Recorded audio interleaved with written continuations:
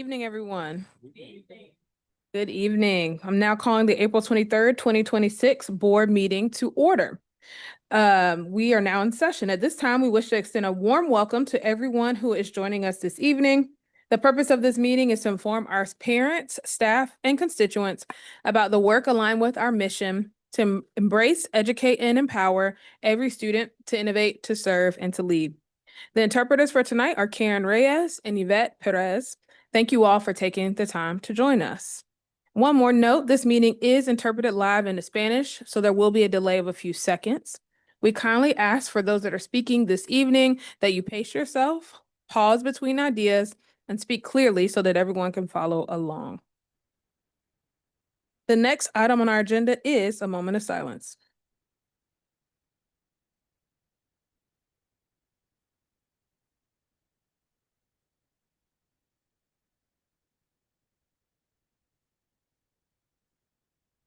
Thank you. The next item on our agenda is celebrations. Ms. Cooper. Good evening, Chair Umstead, members of the board, Superintendent Lewis, colleagues, and members of the Durham community. I'm pleased to present our April celebrations this evening. April gives us an opportunity to highlight the depth and diversity of excellence across Durham Public Schools. Across our district, students are achieving, creating, competing, and leading in ways that reflect both individual growth and strong school communities. These moments, large and small, are the result of intentional work and a shared commitment to student success. We will begin our celebrations with our Students of the Month, followed by our Battle of the Books participants. Next, we will present our 2025-26 Superintendent Student Advisory Council, followed by a special recognition for EKPO Elementary, and we will conclude with a Spark Pen presentation. Please welcome Dr. Lori Bruce, Principal of J.D. Clement Early College, to present our first Student of the Month.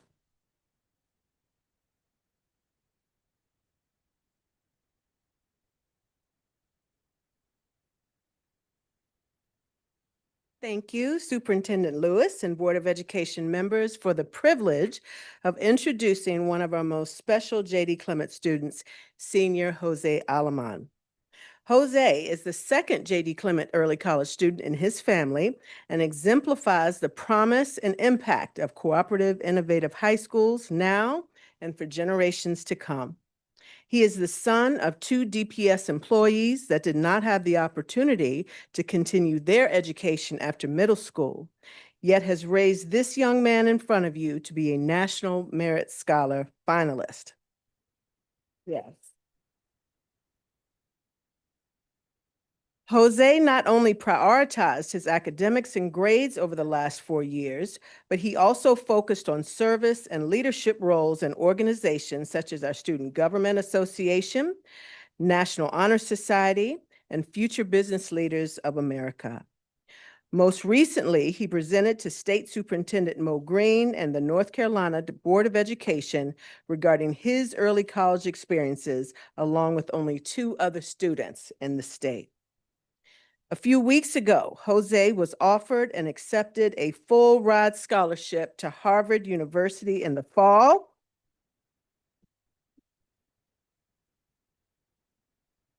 As a biomedical engineering major. This is impressive in and of itself, but he also intends to use his acquired knowledge in the field to improve healthcare outcomes for all. This young man is one of the most humble, hardworking, and resilient young men I have met in over 35 years of public service and education. He has earned the respect and support of our entire school community, and we cannot wait to hear about all of the exciting things that he will positively do to impact the world when he leaves us in May.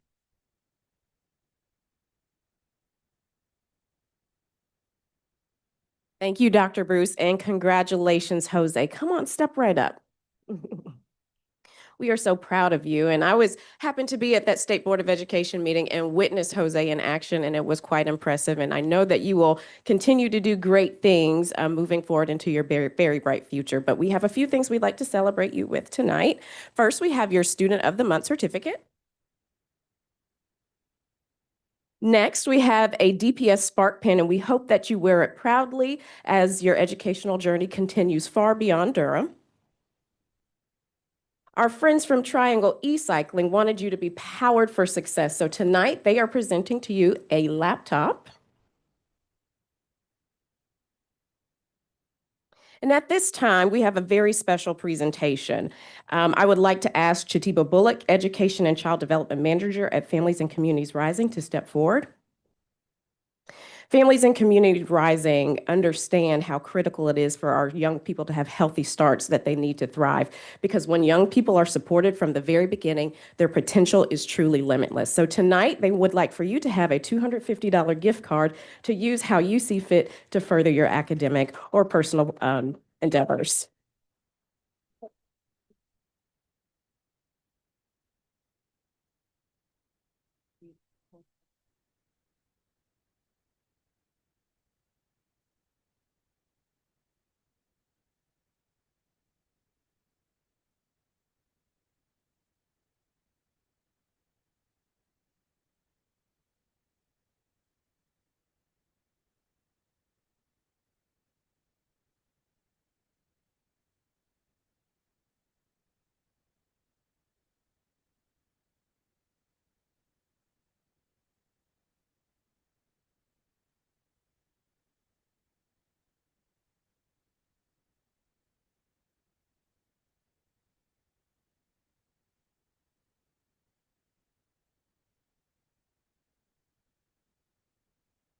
Congratulations again, Jose.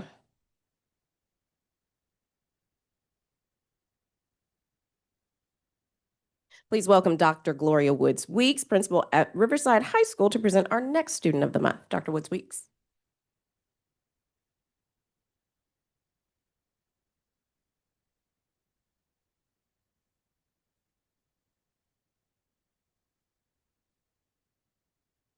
Good evening, esteemed board, Superintendent Dr. Lewis. Riverside High School is proud to recognize Jennifer Serrano as our DPS Student of the Month, as nominated by her teacher, Ms. Claire Souls, and the entire ESL department. Jennifer exemplifies dedication, resilience, and leadership in every aspect of her life. She is an outstanding student who consistently completes her work with excellence and remains fully committed to earning her diploma. Beyond the classroom, Jennifer is an active member of JROTC, where she regularly volunteers to support training and events. Jennifer is also a compassionate leader and role model among her peers. As a teaching assistant, she supports both teachers and students by preparing materials, assisting with assignments, and helping classmates to succeed. Her positivity and willingness to serve others make a lasting impact on our school community. Outside of school, Jennifer works evenings, weekends, and holidays in food service. After making the courageous decision to leave her home country, she now lives with her brother and is navigating adulthood with remarkable maturity. During her time at Riverside, she has made tremendous progress in mastering the English language and continues to grow in confidence and fluency. Jennifer is truly an exceptional student whose perseverance, leadership, and character make her so deserving of this recognition. After graduation, she plans to pursue a career in nursing through the military. I present to you, as our DPS Student of the Month, Miss Jennifer Serrano.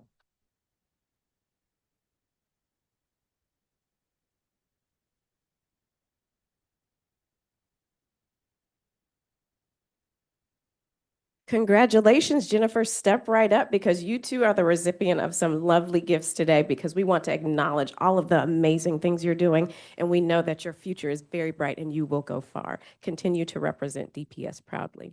First, your Student of the Month certificate. Next, we have a DPS Spark pin, and we hope that you wear it proudly. And of course, when you go onto the military and you have to do all of those very high-tech things, we want to make sure you are powered for success as well. So you too receive a laptop. And Ms. Bullock is back to present you with a $250 gift card as well to pursue your professional and personal endeavors. Congratulations, Jennifer.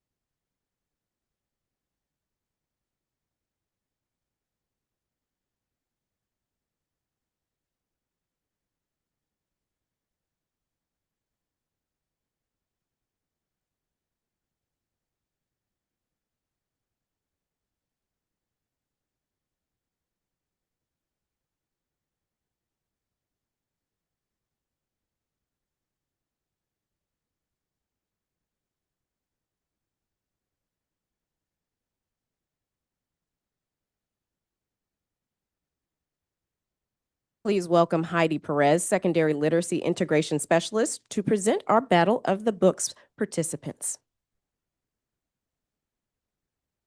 Good evening, Madam Chair, board members, Superintendent Dr. Lewis, staff, and community members. Thank you for sharing this space and time with us to celebrate our readers here in DPS from our Battle of the Books teams. Here in Durham Public Schools, we empower all schools to participate in this literacy enrichment opportunity by providing the necessary fees, books, transportation, and district coordination to support all elementary, middle, and high schools that choose to participate. This year, we added 5 more teams to our Battle of the Books cohorts. We had 44 schools participate this year. Across this year's elementary, middle, and high school Battle of the Books lists, our students found adventure and humor, history and mystery, powerful contemporary voices that reflect a wide range of cultures, identities, families, and lived experiences. We also have a joyful band of dedicated community volunteers that act as competition officials for these quiz bowl style tournaments to test our students' knowledge of these books. If you really want to experience Battle of the Books, let me know. I'll get you into one of those volunteer spots next year. When I announce the team that's won each level, the team and the coaches will come up to greet and take a picture with the board and the superintendent. Our first team is the Durham Public Schools Elementary Battle of the Books champions, Lions Farm Elementary School.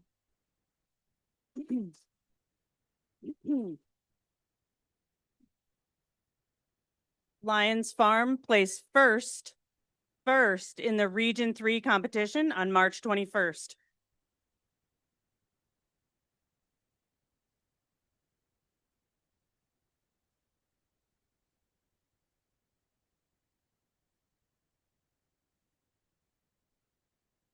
While they get their picture, Lions Farm placed first in the Region 3 competition on March 21st. They are going all the way to States. They'll travel to Statesville on Tuesday, April 28th to compete in the state competition.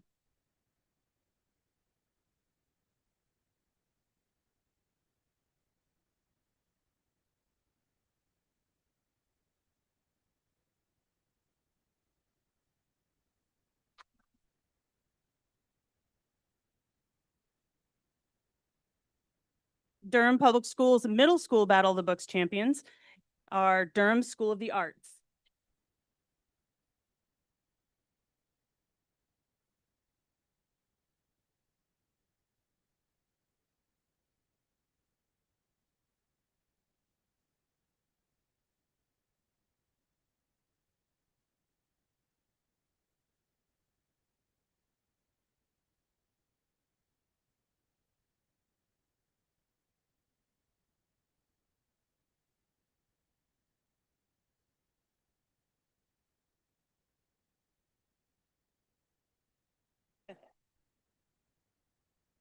DSA Middle School Battle of the Books team plays first in Region 3 competition on March 21st.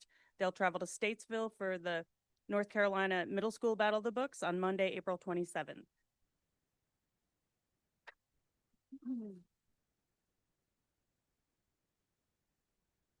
Durham Public Schools High School Battle of the Books champion is Durham School of the Arts. Go back on there. Oh my gosh, what a surprise.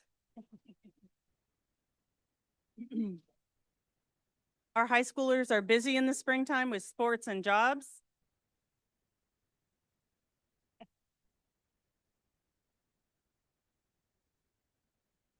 No. DSA placed first in the Region 3 competition on March 20th. And just this week, they took second place at the North Carolina High School Battle of the Books state competition.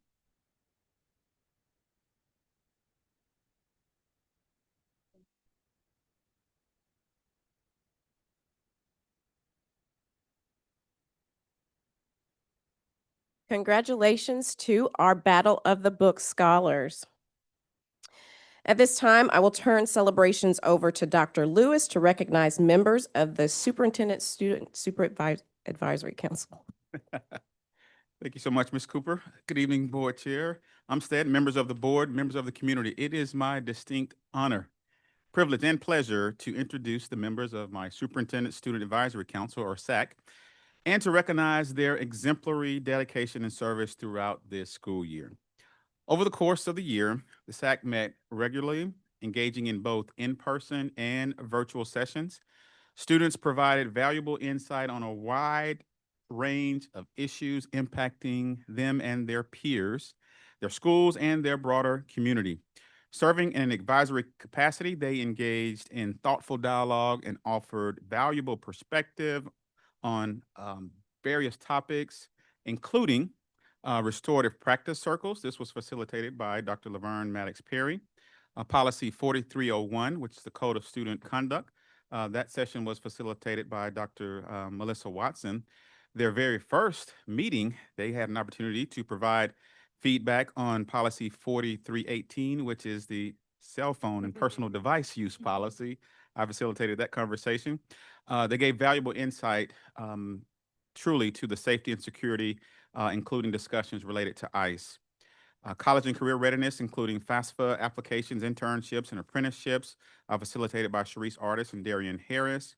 I did a couple of team building exercises facilitated by Dr. Idahor. Durham Public Schools budget development by our Chief Finance Officer, Jeremy Teeter. The RISE initiative by Dr. Lockhart. They provided feedback on instructional technology, including interactive touchscreens versus projector devices. That was facilitated by Chanel Sitberry and Paul Mujumbi.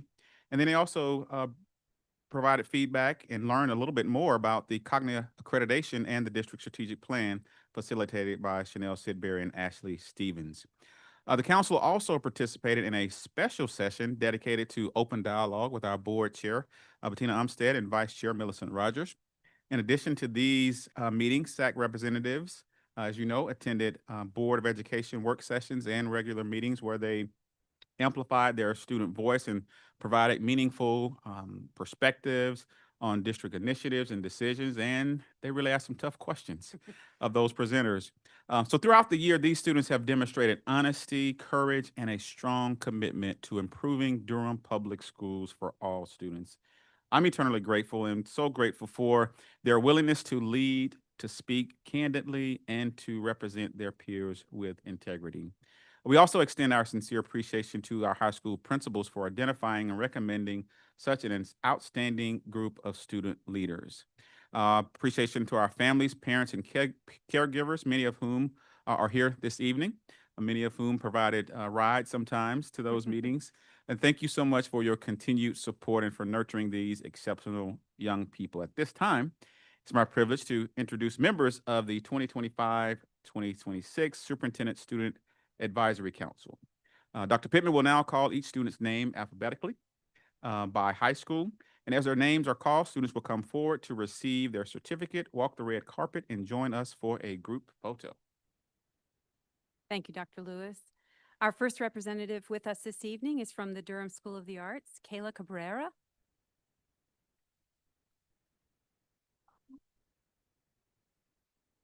And Ella Rosselli from Durham School of the Arts. From Early College, we have Elise Tran. From Hillside High School, Christian Riley. And from the School for Creative Studies, Alexander Long. You coming back here?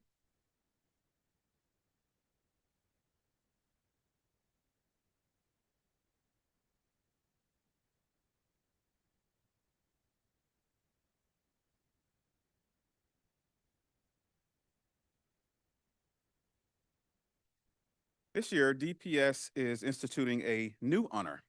Graduation cords are presented to graduating seniors in recognition of their service on the Superintendent Student Advisory Council. So would our seniors please step forward?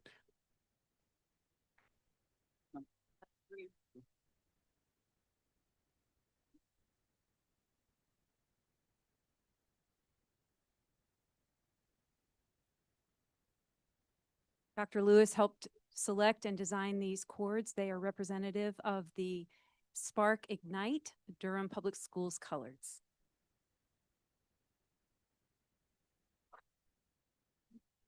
Ricky.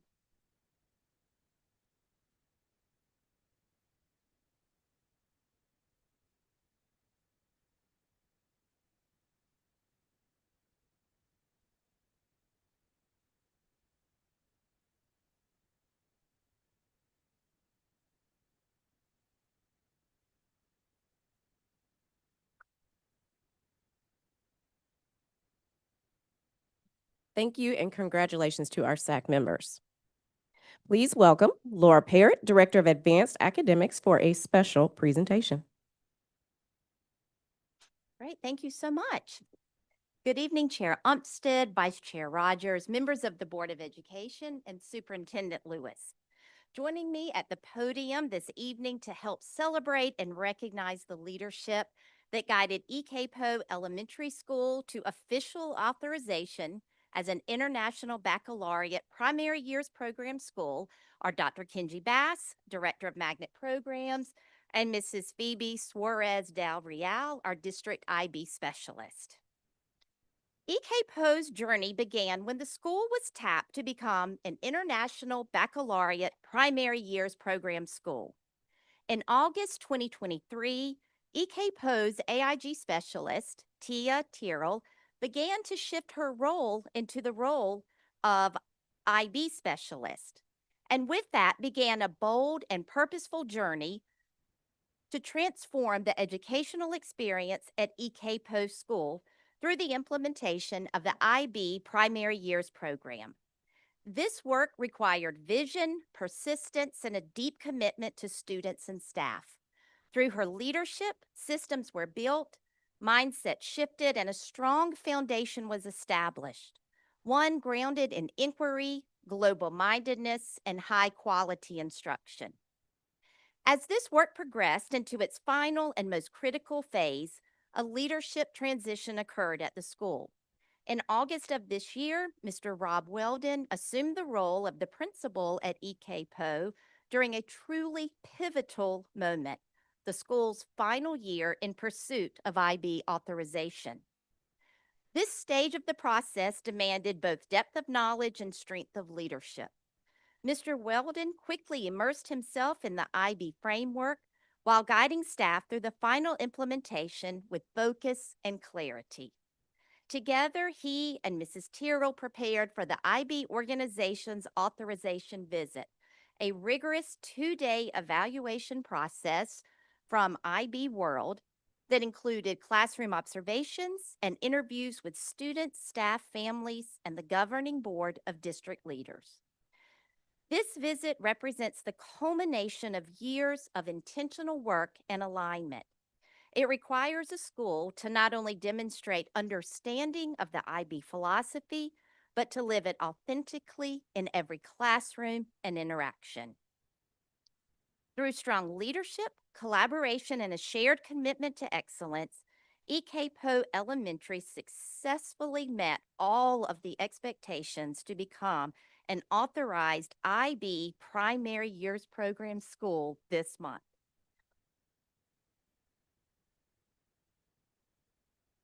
Tonight, we thank you, our Board of Education, for your continued support And we recognize Mr. Weldon and Mrs. Tyrrell for their leadership, as well as the dedicated staff, students, families, and community members who brought this vision to life.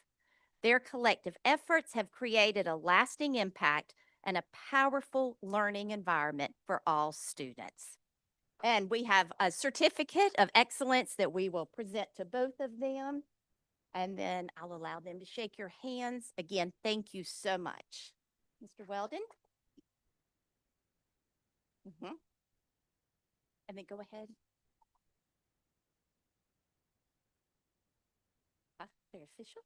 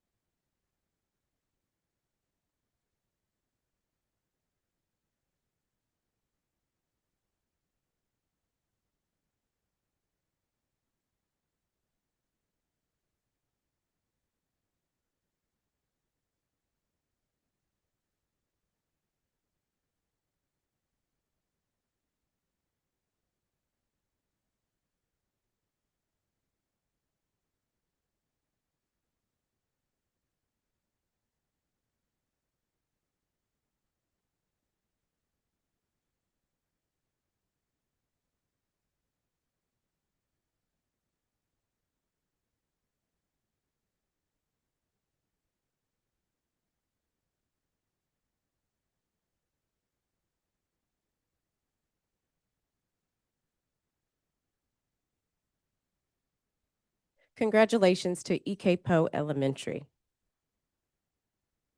The Spark Pin is one of the highest recognitions we give in Durham Public Schools. It represents the spirit of our mission and honors those who go above and beyond to make that mission a reality. Spark Pin recipients embody our core values, and those values are realized through their actions. Our Spark Pin recipient this evening is someone who quietly ensures that everything runs as it should, anticipating needs, solving problems, and supporting others without seeking recognition. She is a steady presence behind the scenes, helping colleagues and teams operate at their best. Quinita Avery is the glue that keeps the Deputy Superintendent's office running seamlessly.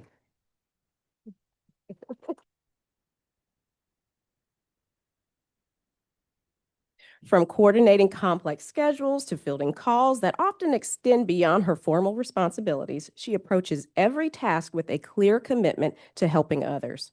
Quinita consistently brings a positive, solutions-oriented mindset to her work, making her an invaluable support to the entire team.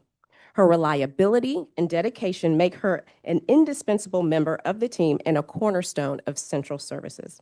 She is truly deserving of the Spark recognition and stands out as a bright light within Central Services and Durham Public Schools. Congratulations, Miss Avery.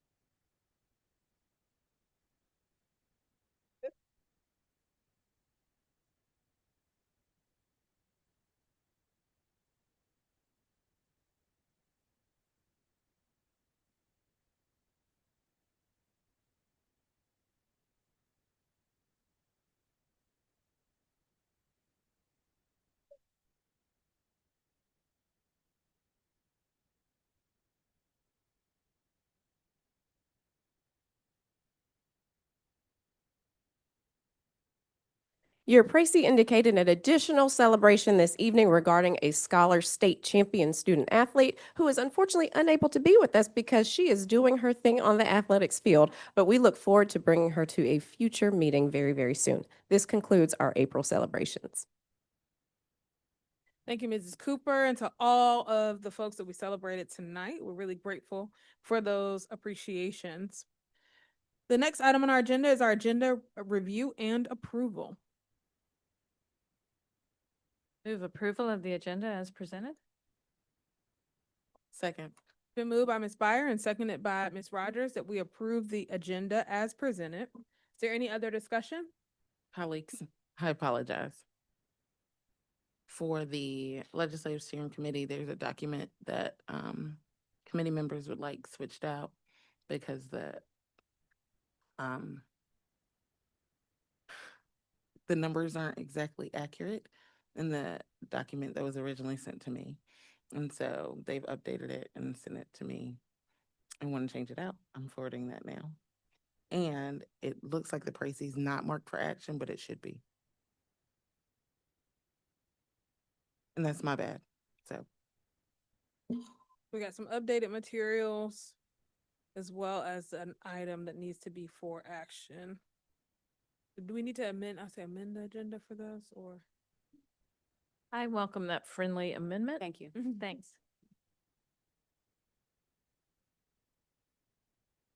So it's been moved by Ms. Byer. Was that friendly amendment confirmed? Okay.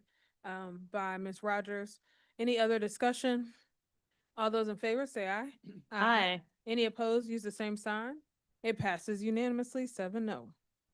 The next item on our agenda is the Board of Education regular monthly meeting minutes from March 26, 2026. Is there any other discussion?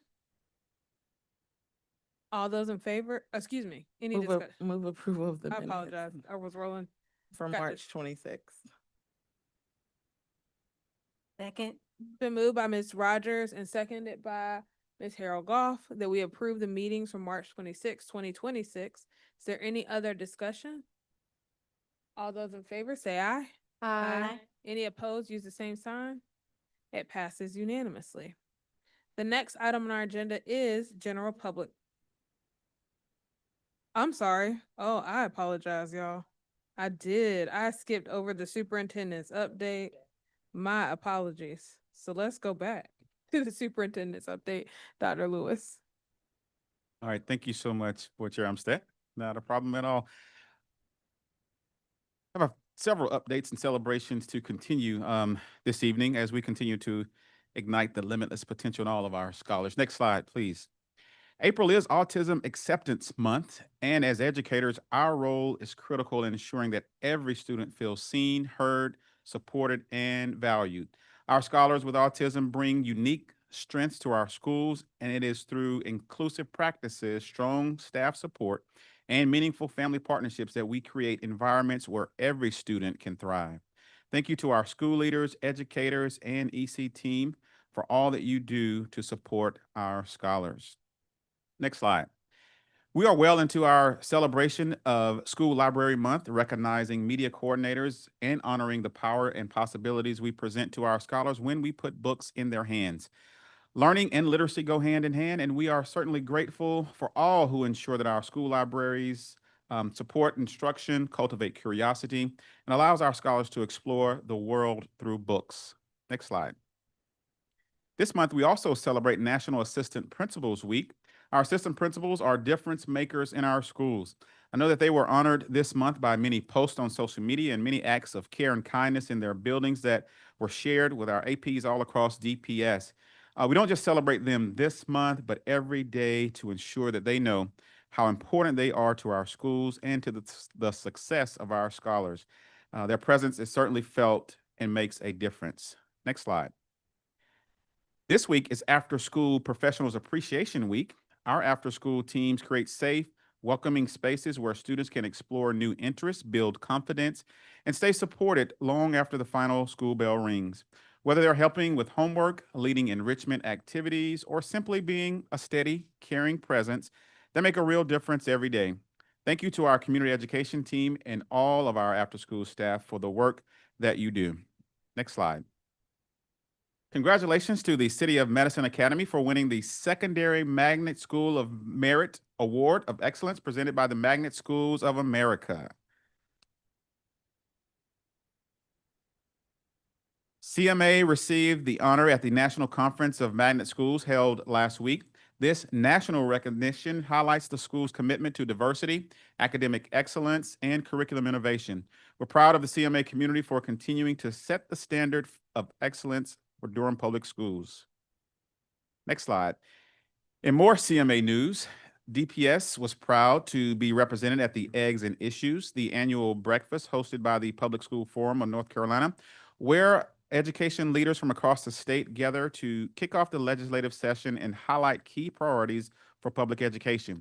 Students from City of Medicine Academy showcased their Science Sidekicks program, bringing hands-on science experiments and engineering challenges to younger learners at Fayetteville Street Elementary, and sparking curiosity early on. Next slide. During traditional calendar spring break, as was mentioned earlier, Dr. Lori Bruce and student Jose Alaman represented DPS and the State Board of Education meeting and presented alongside two other school districts regarding the state's success with cooperative innovative high schools and how they prepare students for life beyond high school. More students than ever across the state are earning college credit before graduation. Thank you to Dr. Bruce and Jose, who was here earlier, who will be attending Harvard on a full ride next fall. Thank you so much for showcasing the impact of early colleges and the value of a DPS education. Next slide. Shout out to our Holton students who represented at the North Carolina Skills USA State Competition last week in Greensboro, demonstrating their personal, workplace, and technical skills in a series of competitive events. Every single contestant placed an incredible reflection of the talent, preparation, and pride. And a couple of our top finishers were Samaya Smalls for natural hair, first place, and Miles Hightower, barbering, first place. Congratulations to these scholars for representing Durham Public Schools, and I think I may have found a new barber. Next slide. Durham Public Schools was proud to welcome Senator Sophia Chitlick and Representatives Vernetta Alston and Ray Jeffers at Creekside Elementary for Legislators in Our Schools Week. The visit included a student-led tour and thoughtful conversations with school leaders, teachers, and families, offering a firsthand look at the experiences, priorities, and opportunities shaping our schools. We appreciate the time they spent listening and engaging in support of Durham's students. Next slide. Congratulations to Dr. Asia Cunningham.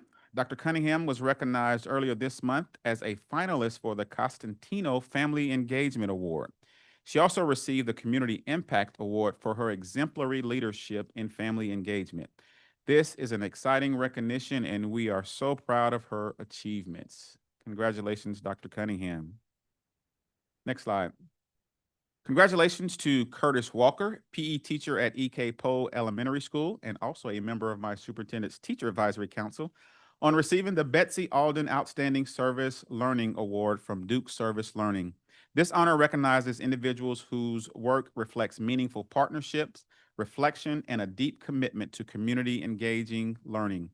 Through his partnership with Duke's Partners for Success program, he has created a space where relationships drive learning, students feel seen and supported, and volunteers grow alongside them. Congratulations on this well-deserved honor. Next slide.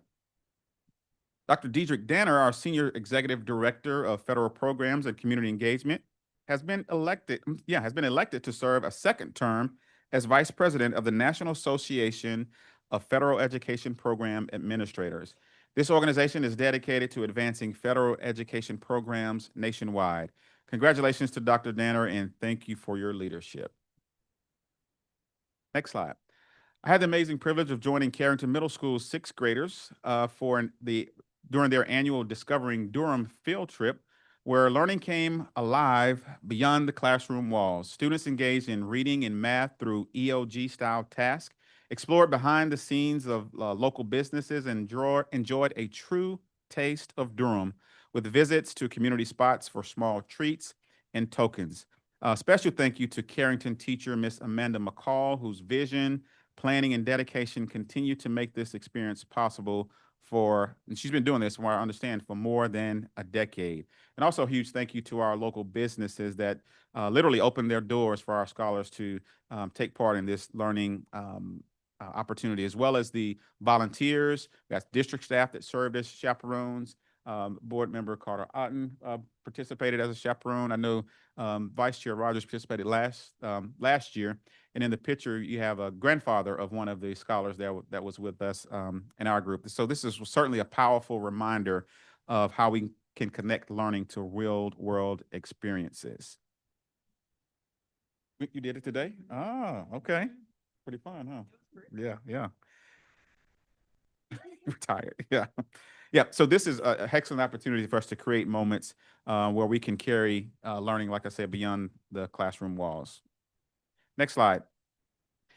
Attention rising kindergarten families, consider this your personal invitation to our Countdown to Kindergarten event on Monday, May the 4th from 6 to 8 p.m. This event will be held at the Museum of Life and Science. Join us for a fun, family-friendly evening where you can explore schools and programs.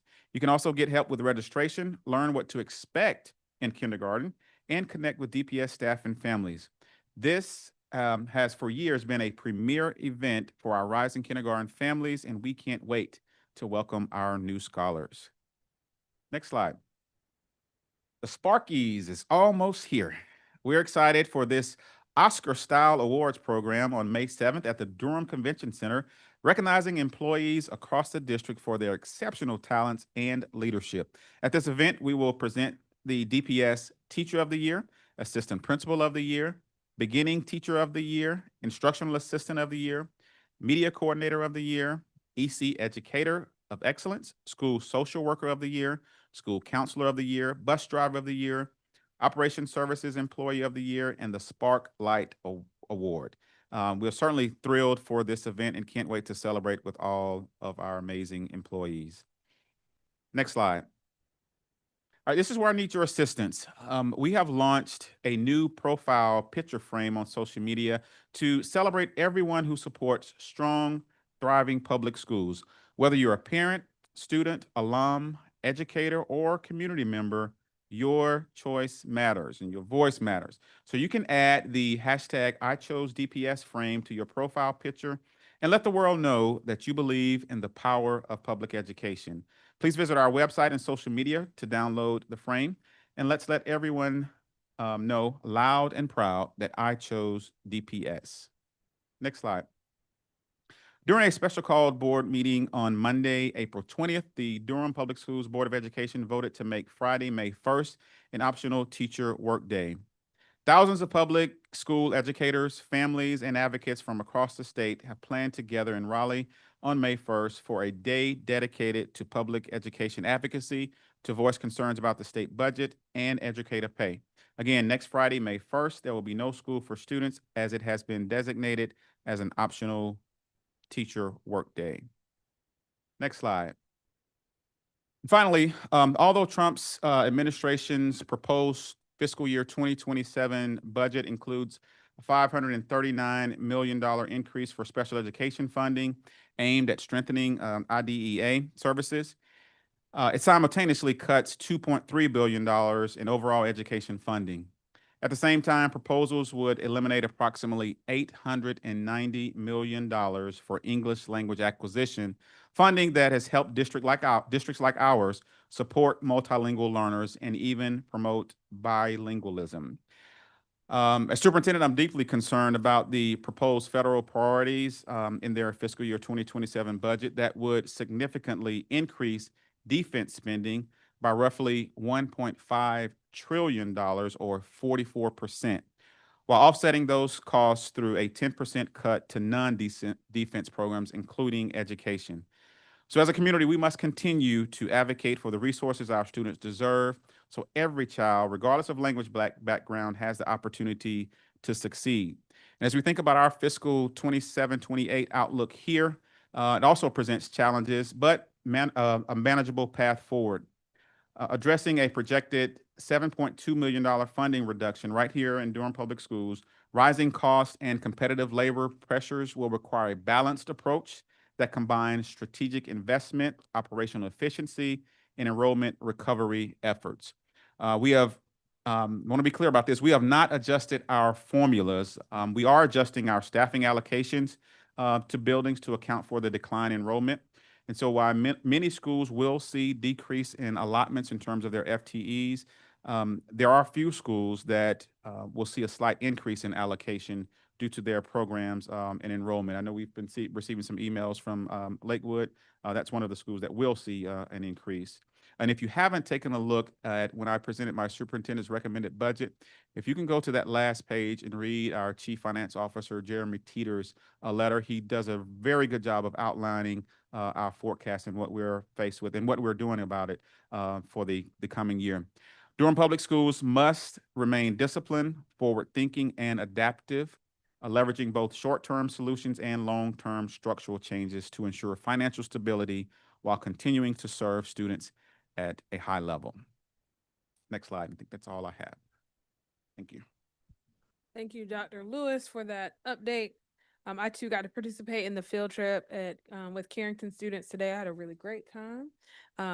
Thank you to all of the businesses that participated: Ashley's Bakes Daily, Milkshake Factory, American Tobacco, had cookies and cream milkshake.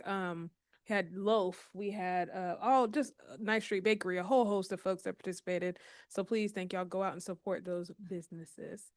All right. The next item on our agenda is general public comment. But before we do that, I want to make sure we have one of the students from the Superintendent Student Advisory Council here this evening, Kayla. Kayla, your name is spelled wrong on here. So what's your last name?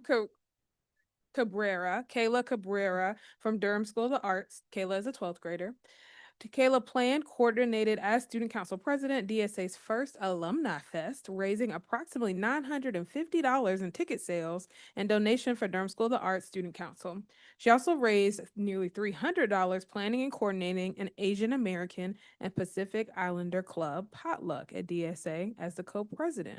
See, a future fundraiser maybe in our midst. Kayla is committed to NC State University for civil engineering. She's also a 4-time Eastern Regional Orchestra, 3 times Honors All-State Orchestra, and 4 times Durham All-County Orchestra student. She's a National Honor Society member, Tri-M Honor Society member, and Key Club Vice President for 2025. We are so glad to have you here this evening. Yeah. Any remarks you want to share before we get started? I do just want to say that I've enjoyed my time on the board and I've received a lot of input that helped me carry out decisions in my school as the president. So I did find a lot of value in this role and I just want to thank you for having me here. Thank you. Throughout the evening, as we're discussing items, I'll look to you. Just wave at me if you got something to say, or I'll make sure I acknowledge you because we love to have your input in the board meeting this evening. All right, so next we'll have our public comment. Quick review of the rules before we get started. First, please state your name, and if you're speaking for an organization, state your name and the name of the organization. Second, speakers are going to be asked to present their comments within, we'll do 2 minutes tonight. When the yellow light comes on, you'll have 30 seconds left to wind up your remarks. When the red light comes on, it will beep, which indicates your time is up. Complaints about named staff, students, or parents should not be voiced in open session. However, we are very interested in hearing your concerns with regard to public education, safety of students, or to the operations of the school system. Finally, board members will listen carefully and will consider your comments, but we do not engage in a discussion with speakers. So the first speaker, I'm going to call multiple speakers at a time so you all can line up.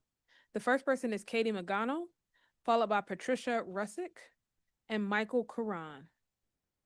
And if I mispronounce your names, please correct me as you come up to the podium. We got Katie Magano, Patricia Russick, and Michael Karan. Thank you. My daughter. I'll have to answer that later. So I love it that I prepare for one, and now I have 2.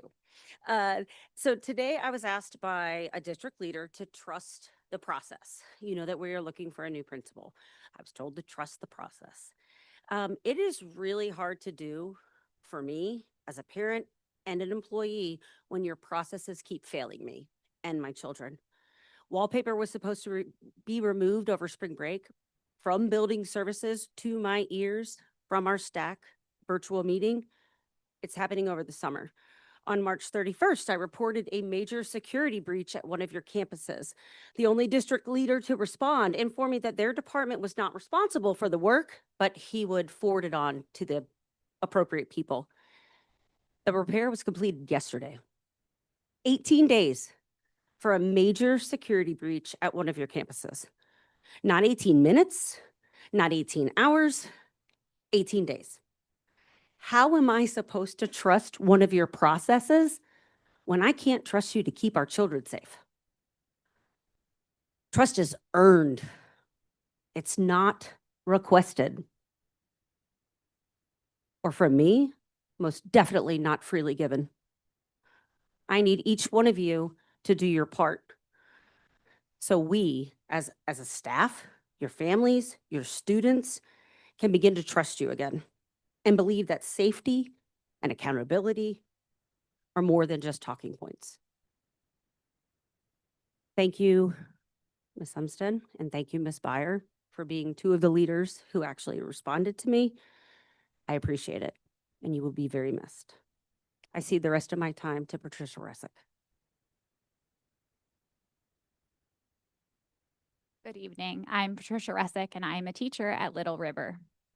Air filters at Little River have been changed, but facts remain. Months went by, November to March, air pushes through systems never truly clean. Last week, 2 hours of EOY testing in a hallway, A10 to be exact, left me with a sore throat. That room's been empty most of the year except for Montessori training, so it's not a classroom that students are usually in, but 2 hours gave me a sore throat. The air holds a stench. Reports confirmed elevated mold, spore counts high, far past the norm. We're told to wait for summer, for change, for removal, for repair. Summer. This is not just a building maintained, it is a school being neglected. So I'm asking, not for more plans, not for more waiting, but for action. Inspect the HVAC. Identify the source of the humidity and the odor in a hallway. Half the classrooms are not full of students this year. Next year, those classrooms will have students in them every day. Fix it before they sit in that room for hours. A fix. Fix it at its root. Thank you for all you do.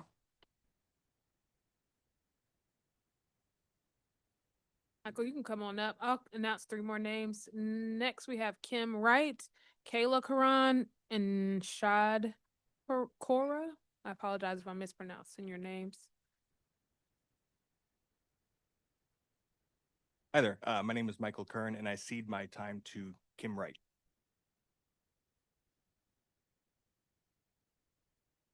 Hi, I'm Kim Wright, and I'm going to cede my time to Kayla Curran.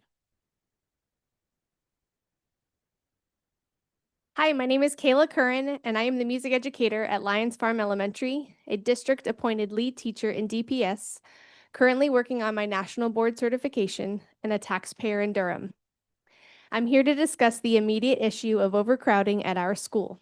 It is clear that the district continues to not have a clear plan leading into the upcoming school years, and we are asking for a seat at the table to have fully informed conversations about our spaces for the future of our programs. Leaders in education constantly state that building relationships is one of the most important aspects of teaching. Building relationships with students can do a lot. It can help with classroom management, provide a safe space for our students, and foster a true love of learning. For 4 years, we have done that. For 4 years, Caroline Burkhouse, Louise Mello, and I have built relationships with everyone since we teach every K-5 student at our school. We have fostered a love of learning, provided a safe space for our students, and yes, building relationships does help with classroom management. Our first year, we had 450 students.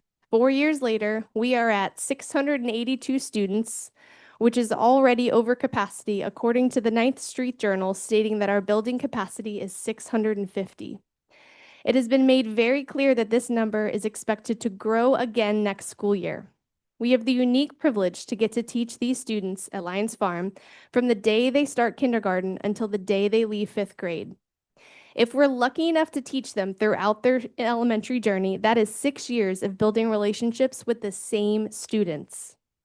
Our current third graders opened up the school with us as kindergartners. We often refer to these students as our babies. We have watched them learn and grow. These particular students will be in 4th grade next year. When they reach the 4th grade, they finally get to participate in more intricate, challenging, and robust lessons. Forcing us to teach on a cart without our designated classrooms will in no way support these lessons, and some lessons and opportunities will be simply impossible.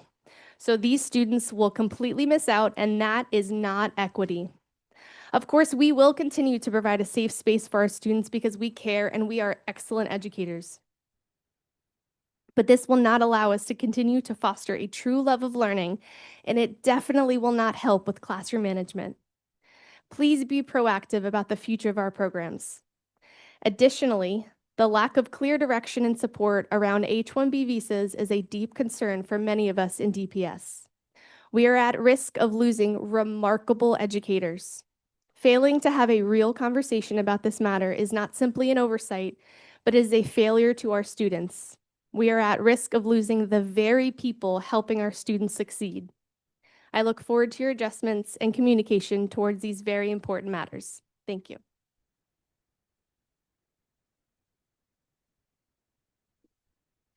My name is Shad and I'm 18 years old. Egyptian exchange student on the YAS program, and I'm placed with Borderless Friends Forever as my placement organization. Um, I think that exchange students really help in connection between the countries, and we always bring diversity in the classrooms. I remember answering the student questions about my country. Is Egypt in Asia? Do we ride camels to school? Or do I live in a pyramid? And a lot of questions that never ends.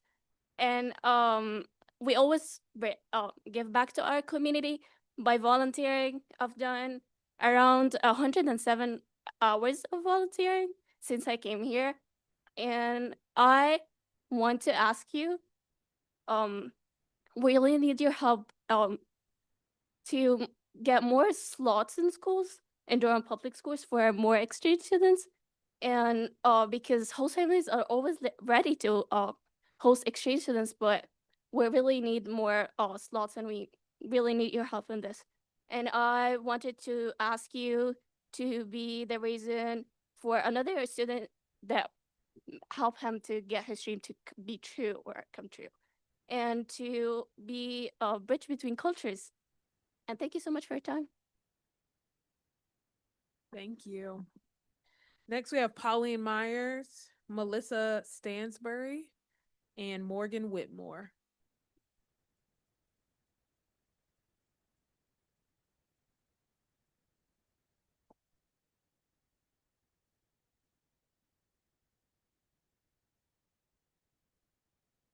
Hi, my name is Pauline Myers, and I would like to talk a little bit about the exchange program in the schools as well, from a different perspective, because from the perspective of a parent and someone who has had a lot of awesome foreign exchange students from a lot of different countries. And I do want to encourage the schools to open up more slots. We have so many students who are so interested in America and so excited about it and can bring so much to this country and to this county also. So I'd like to take a minute to tell you a little bit about some of the students I have had.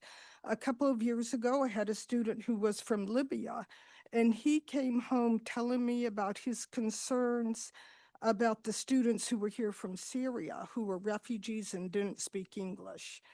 And he put a lot of effort and concern into supporting them and helping them to understand how the school works, and maybe to interpret a little bit for them, because in Libya they speak Arabic, in Syria they speak Arabic.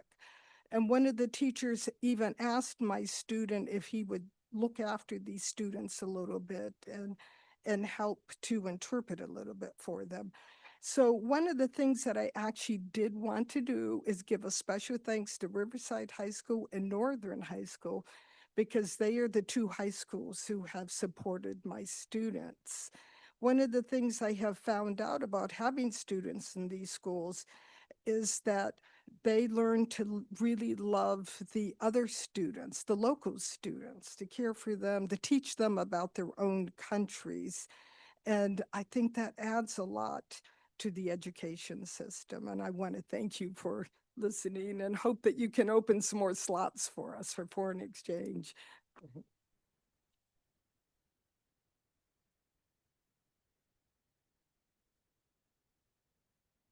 Good evening, members of the board, Superintendent Lewis. My name is Melissa Stansberry. I'm a parent at Riverside High School. I'm here to request action on two crucial areas to improve and enhance our school environment. First, I'm asking for mandatory ongoing training for students and staff on our Say Something anonymous reporting tip system. There have been excessive lockdowns this year at Riverside, causing distress to staff, students, and families. And studies show that tip lines are effective only when the school community is offered ongoing training. Secondly, I also am a host mom, and I want to enthusiastically praise the success of the International Exchange Student Program at DPS. This year, Borderless Friends Forever, a local nonprofit exchange program, had 10 students in the school system, and they're all excelling. One student found a love of dance and participated in Evening to Shine. Another student won a swim competition. Students have performed in numerous other arts and sporting events, but due to time, I'm going to rush it along. I'm very impressed with the dedication of these young people. A total of the 10 students have given nearly 500 community service hours. So they don't just give to the school community, they give to Durham and our county. So when they come here, they give back. It's just a testament to their maturity, an example of what it means to be a global citizen. Within the school community, the students enrich our culture, enhance academic discussions, and act as ambassadors to their own countries.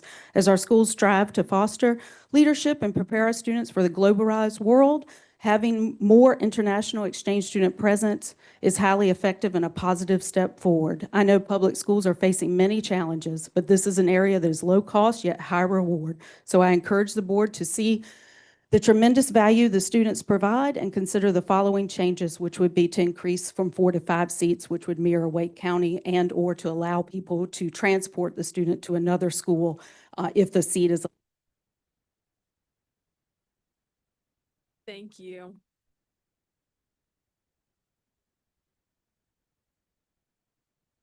Morgan, I'm going to pause you 1 second. I'll call the next three. So next we'll have Catherine Doring, Lily Winton, Eric Prinshaw, Peter Crawford, Samira Wellingmeyer. Go ahead, Morgan. Okay, good evening, board members, superintendent. My name is Morgan Whitmore. I'm a Durham resident and taxpayer and a current first-time host mom of an exchange student at Riverside High School. I'm here tonight with some of fellow host families, and we believe that the global exchange is a vital asset to our schools, but our current district policies are rooted in outdated financial assumptions that no longer match North Carolina law. Currently, DPS caps exchange students at 4 per traditional high school, citing funding concerns. However, there's a new era of school finance. There's an empty seat theory, which applies here more than ever. DPS is currently facing a decline in over 1,000 students, and we have the physical capacity and the teachers already in place, and adding an additional exchange student to an existing class incurs a near zero additional cost to the school. Specifically what we are asking is for a revision of the foreign exchange student policy. Durham County requires students to be at least 16 years old and in the 11th grade. This seems to be an arbitrary barrier. U.S. Department of State is set the eligibility age to 15. By excluding 15-year-old sophomores, we are turning away highly motivated students who want to complete their exchange before intense home country graduation requirements begin. We ask that Durham align its age and grade requirements with the federal J1 standards to allow for 15-year-olds in grades 9 through 12. So in summary, we're asking the board to remove the arbitrary 4-student cap in favor of a capacity-based model for students or for schools under a 95% utilization, and to lower the minimum age to 15 to align with federal standards, and to add a J1 funding parity to your legislative agenda, asking the state to treat these students as domiciled for funding purposes. As residents and taxpayers, my household is contributing to the state and local tax base. Thank you. And if you want to email us those comments, you certainly can. Catherine? I can start. Yes, you can. Okay. It hasn't turned on though, so. Okay. Hi, good evening. My name is Catherine Hester Doring. I'm here tonight as a parent of a current student and a future student at Murray Massenburg Elementary. And I'm speaking on behalf of all of our amazing families and especially on behalf of our most amazing art teacher, Mr. Herrera. We were here at the last meeting in April, and we have not stopped coming before you, whether it's in our presence and with our creativity and art or through email, because we are asking you to allow us to keep this very, very special, exceptional human being with us on staff at our school by agreeing to extend his visa. We also know that you've sent us a reply to some of our messages relayed to our PTA president, added some further clarity about the history of international teacher agreements and DPS. What I understood from that was that these were handled on a limited basis during and after the pandemic, supported by grant funding that may no longer be available and without a consistent or formalized process. And so now you all have reverted back to a process that was in place pre-COVID, pre-pandemic. So I want to respectfully respond with 3 points. Oh, and I'm not going to get through them.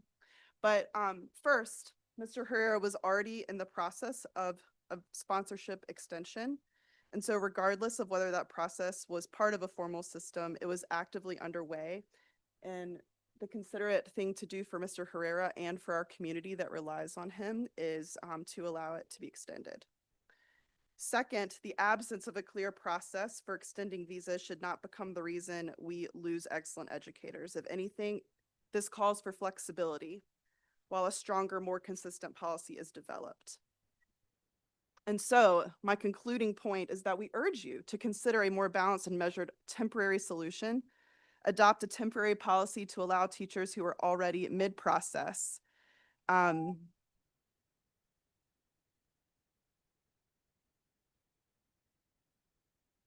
Thank you. And as always, Catherine, you can email the board with those additional comments if you'd like. Lily? I believe. Okay. So then Eric, Peter, and then Samir will be our last comment tonight. Good evening. My name is Eric Prinshaw. I'm the parent of 2 scholars at Murray Massenburg Elementary School, and I'm here to advocate for extending the visa for Mr. Herrera. I have a tremendous source of pride whenever I walk into the school to see the beautiful artwork on display, the murals, the creativity and talent that is nurtured there in that place. And it is something very important to me. And my daughter has said specifically that Mr. Herrera helps make the world a more beautiful place. And coming from a 5-year-old, that's very special. So we have just had a conversation, a community forum about bullying and how we can create a culture of love and respect and welcome at the school. And to continue these vital conversations, it's important to have staff that are so caring and loving and can be retained for longer periods of time to continue those conversations. So I would advocate your diligent work and navigating these issues to make possible these policies so that he may be able to stay and retain wonderful educators and human beings. And I would yield any further time to Pete. Hey folks, my name is Pete Crawford. I'm a parent of 3 DPS students, 2 of whom are at Murray Massenburg Elementary School. Again, I'm also here asking for the board to revisit policies related to teachers serving in DPS on work visas and for Mr. Herrera in particular. Retention is our best recruitment strategy in the district. If we can find budget neutral ways to keep somebody versus having to go recruit somebody else regardless of their work visa status, that's the best thing to do. And then the only things that really matter after that are the outcomes they achieve in the classroom and the trust and respect that they enjoy with parents and administrators. Mr. Herrera is an asset to our school and to the district, and we ought to not allow bureaucratic precedent or inertia to drive our decisions when it comes to the most important resource we have, which is our teachers. And to reiterate, in an environment that we just spoke about earlier, when federal funding that supports bilingual education is shrinking, Mr. Herrera is a native Spanish speaker who goes above and beyond curricular requirements to share his native language and culture with our school. And it has become a part of the culture of the school, and the kids expect it. So again, would appreciate your consideration. Thanks for your time.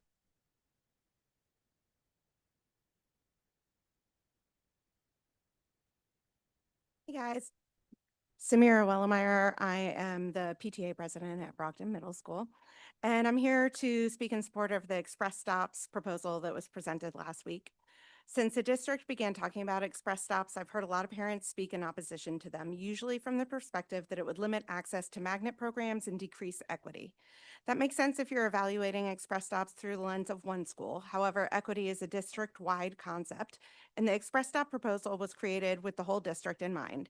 Implementing this proposal would actually increase equity across the district and provide more options for more students. It will also help DPS fulfill the commitments of growing together. As an example, I want to tell you a little bit about Brogden. We're the only DLI middle school in DPS. And of the 7 DLI elementary schools in DPS, only Club Boulevard is in our same region. But their program is still growing and they're not producing 6th graders yet. They won't till 2031. That means there's no DLI middle school in our region and no students who are eligible for neighborhood bus stops, i.e. door-to-door transportation.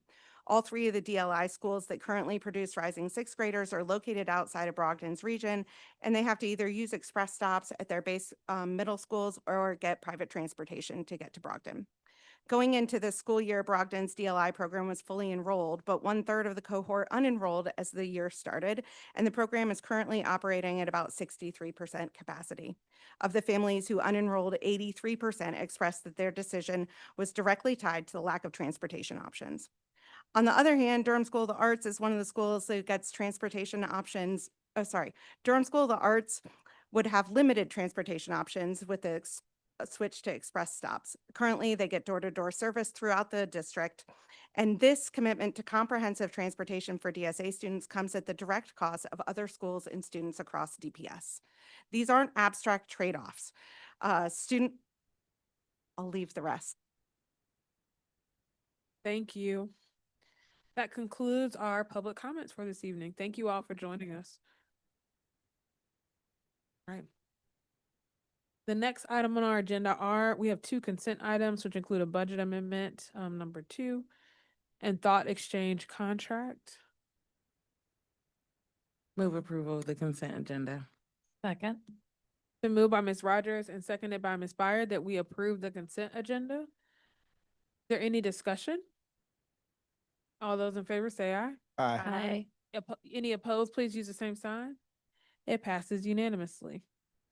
The next item on our agenda is attendance to strategic plan priority 2 update. I'm gonna pass it over to Dr. Lewis, Dr. King. Assuming somebody's gonna walk through that door. As they're coming in, as you know, board, we've provided one update on our strategic plan priority 2. This is an additional update specifically focused on attendance. And so we'll take a deep dive in our attendance and talk about how we're doing as it relates to the goals that are within our strategic plan. And we do want to take a moment to acknowledge Representative Moray in the House with us this evening. Thank you so much for your advocacy and just for being here. Thank you.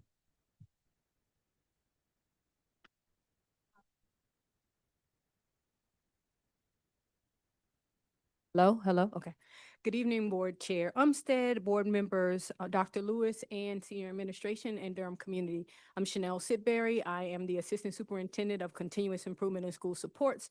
I'm here to provide an update alongside Dr. Maddox Perry, who supervises Student Support Services, and our colleague, Mr. Nelson Searles from Research and Accountability. Our presentation is pretty clear. It's about attendance. It is in connection to our outcomes aligned to the strategic plan for priority 2. And the focus is pretty simple and complex at the same time. Students cannot benefit from instruction if they are not present and in school and experiencing teaching and learning. Attendance is not about compliance for us. It is directly tied to academic achievement, graduation, and long-term outcomes.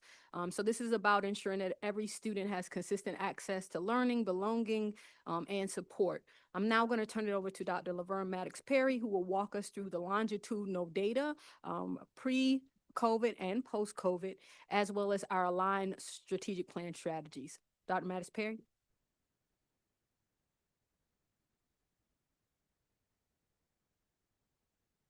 Good evening. Thank you, Ms. Sidbury. I wish good evening to Dr. Lewis, Chair Umstead, Vice Chair Rogers, esteemed board members, and the broader Durham community. I'm here to provide a detailed update on the status of student attendance in Durham Public Schools. As designed, this update is intended to explore what the data tells us, highlight what we're doing, also highlight what's working, and share the identified areas where we need to improve. We will also articulate our intended actions moving forward in response to the data.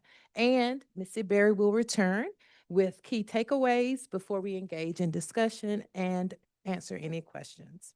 Our essential question to kind of guide the framing of this presentation is, what's keeping this child from showing up and how do we solve it? Next slide, please.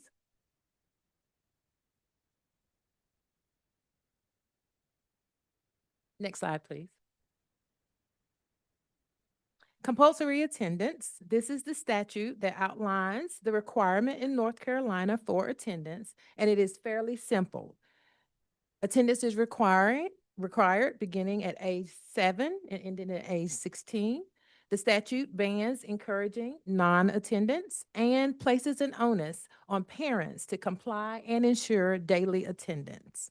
Next slide, please. Chronically absent. North Carolina monitors chronic absenteeism within schools and school districts.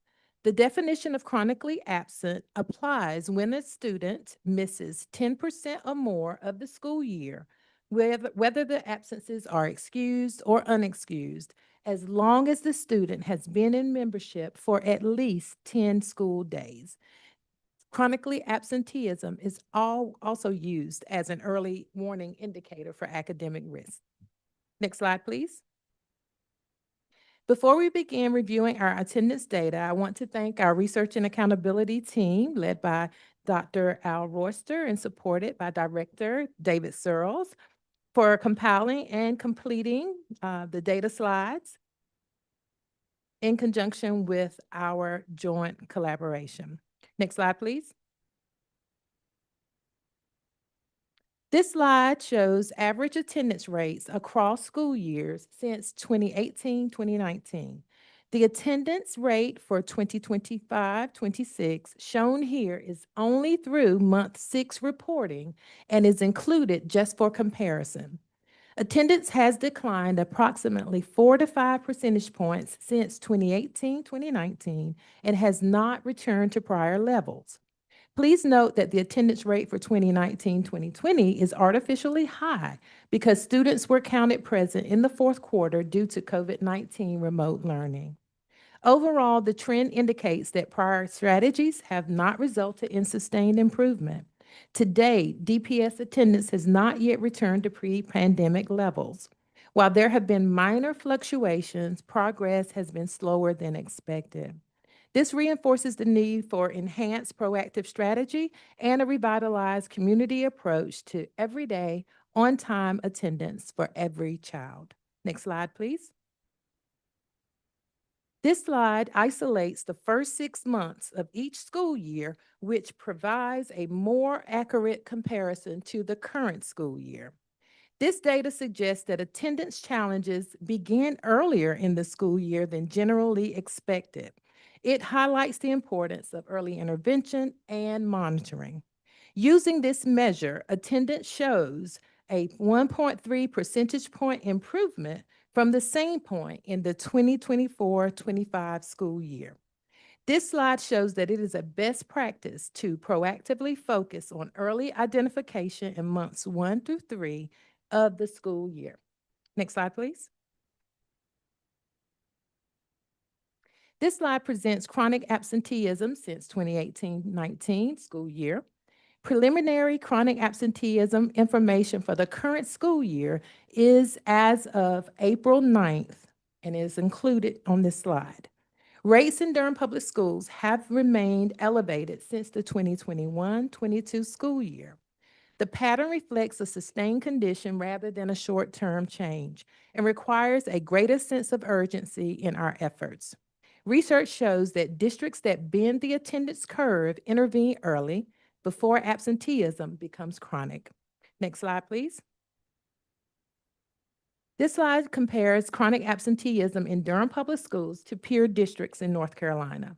DPS is denoted using a triangle. The comparison provides context for understanding the district's data. Rates vary across districts, indicating possible differences in local trends. To put this data in context, chronic absenteeism doubled nationally in the most recent years following the pandemic and remains high. Also, 1 in 4, about 25% of all North Carolina public school students are experiencing chronic absenteeism. Even within that context, rates for Durham Public Schools remain high. Next slide, please. This slide shows preliminary chronic absenteeism data by grade level for the current school year as of April 9th. The overall rate is 37.3%. As a reminder, compulsory attendance begins at age 7 and ends at age 16, which is relevant when analyzing data for kindergarten and lower grades, as well as high school grades. Next slide, please. This slide groups the same data for 25-26 into grade spans, K-5, kindergarten through 5th grade, 6th through 8th grade, and 9th through 12th grade.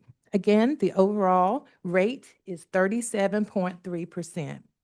This data speaks to a need to strengthen our middle school transition and the connections between middle schools and high schools to create welcoming environments, including increasing our emphasis on high school pathway alignment to student interests and strengths, as well as more efforts around increasing student engagement.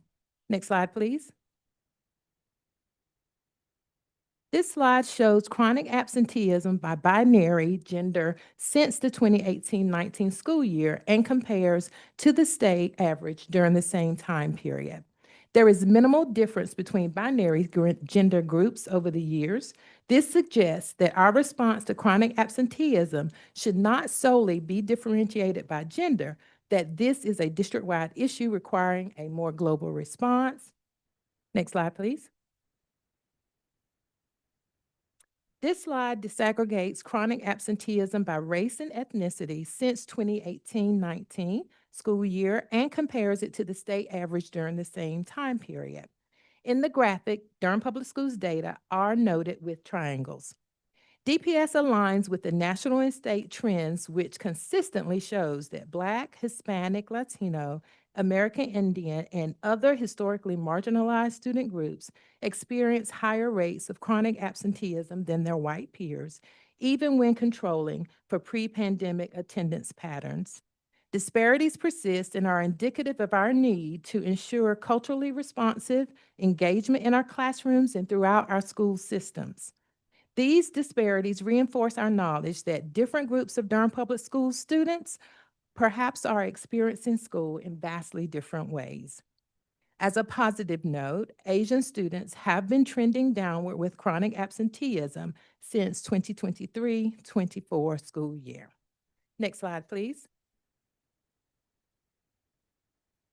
This slide focuses on chronic absenteeism since 2018-2019 for specific student groups, English learners, and students with disability. English learners and students with disabilities show consistently higher rates of chronic absenteeism. This pattern is observed across multiple years of data. This underscores the need for targeted wraparound supports that focus on all vulnerable or historically marginalized student groups. After seeing the attendance data review, We believe it is important to share how the data informs our implementation of the strategies within our strategic plan. We also believe this data compels all of us within the Durham community to develop a commitment and sense of urgency to addressing chronic absenteeism. Next slide, please. For priority 2, student well-being, belonging, and equity. Our annual performance benchmarks are established by our strategic plan.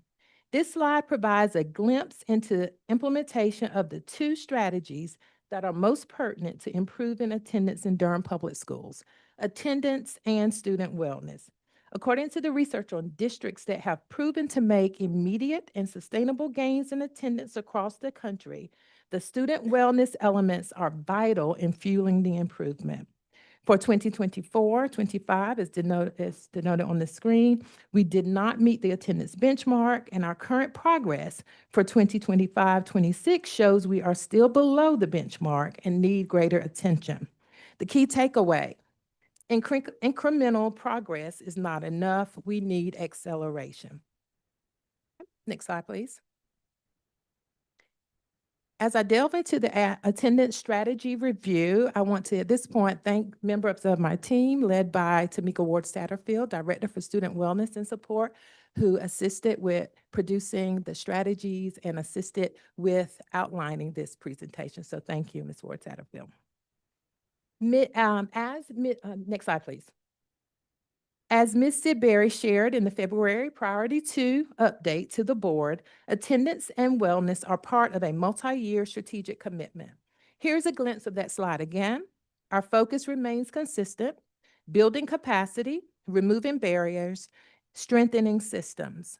Improved attendance follows belonging. Students come when they feel seen, safe, and supported. This is long-term, sustained work, not a short-term fix. We have not yet reached full implementation. Next slide, please. Historically, attendance work relied on punitive measures and focused more on students already in crises. That approach has not delivered the outcomes our students need. We are shifting quite urgently to a different model. Students attend when systems are aligned, relationships are strong, and barriers are removed. This requires coordinated action across classrooms, schools, central services departments, and community partners, grounded in restorative, student-centered practices. Next step, we are accelerating the shift to early warning systems and proactive supports. Attendance improves when we remove barriers early, not just set expectations. Next slide, please. This slide shows what is possible in Durham Public Schools. There are 21 schools that have met the attendance benchmark to date. I want to hold this sign up because there actually are only 20 on the slide, but Murray-Massenburg also met the benchmark, but was not initially color-coded due to a rounding technical error that we discovered. We are learning from what is working at these schools prominently through our impact meeting model, and we will be scaling up more and more the best practices across the district. Next slide, please. Student wellness is directly tied to academic success, engagement, and lifelong outcomes. When students feel safe, connected, and supported, they show up.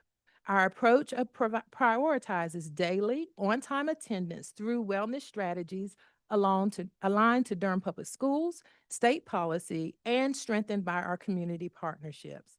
School social workers and professional school counselors are critical leaders in this work, working alongside their principals and administrative teams and driving both school-level and system-wide supports. We are seeing progress where schools have strong foundational structures and a clear focus on students' mental, social, emotional, and physical health.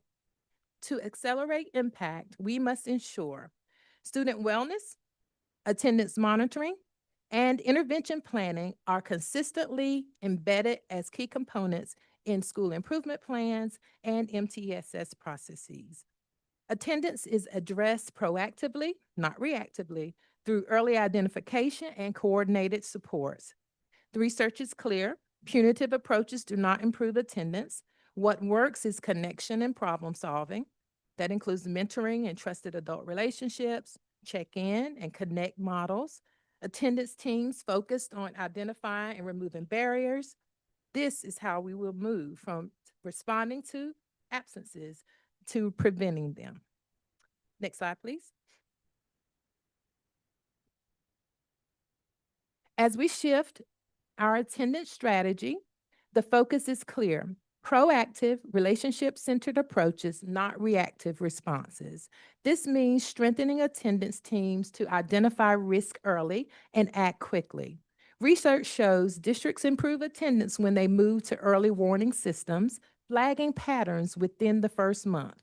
In Durham Public Schools, that means action by day 2 of absence for every student within a month. Coordinated supports for students and specific student groups, stronger alignment with community partners. What's working currently? Strong staff, school leadership, district leadership, and tiered support systems are in place. A more structured approach through MTSS and our standard protocols. Meaningful partnerships, including culturally responsive mental health supports and targeted supports for vulnerable student groups. Where we must improve. We're still too reactive often instead of preventative.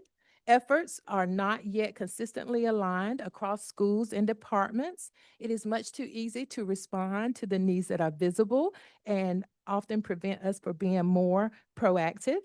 Some approaches are not experienced as supportive by our families, who are essential partners. The shift ahead is about earlier action, stronger coordination, and deeper partnership with families. Next slide, please. DPS is strengthening how we respond through earlier intervention, structured monitoring, and coordinated systems to reduce chronic absenteeism. We are increasing urgency and tightening our approach by acting earlier, monitoring more consistently, aligning supports across teams. This work is happening because of the collective effort of our families, school leaders, teachers, staff, student services teams, and community partners. Now, our focus is ensuring this approach is consistent in every school for every child. Next slide, please. One way we are removing barriers and avoiding punitive responses is through our partnership with Elmer B. Spalding Conflict Resolution Center. Truancy mediation brings schools and families together to identify root causes and create shared actionable solutions to improve daily attendance. What you see here is that referrals increased in this school year alone over 100%. A key message from this is that attendance challenges are driven by systemic factors, including our own practices, not individual blame. We own that, and we are responsible for continually improving how we respond. Now, I'll turn it back over to Ms. Sidbury to walk through what we are doing differently starting now.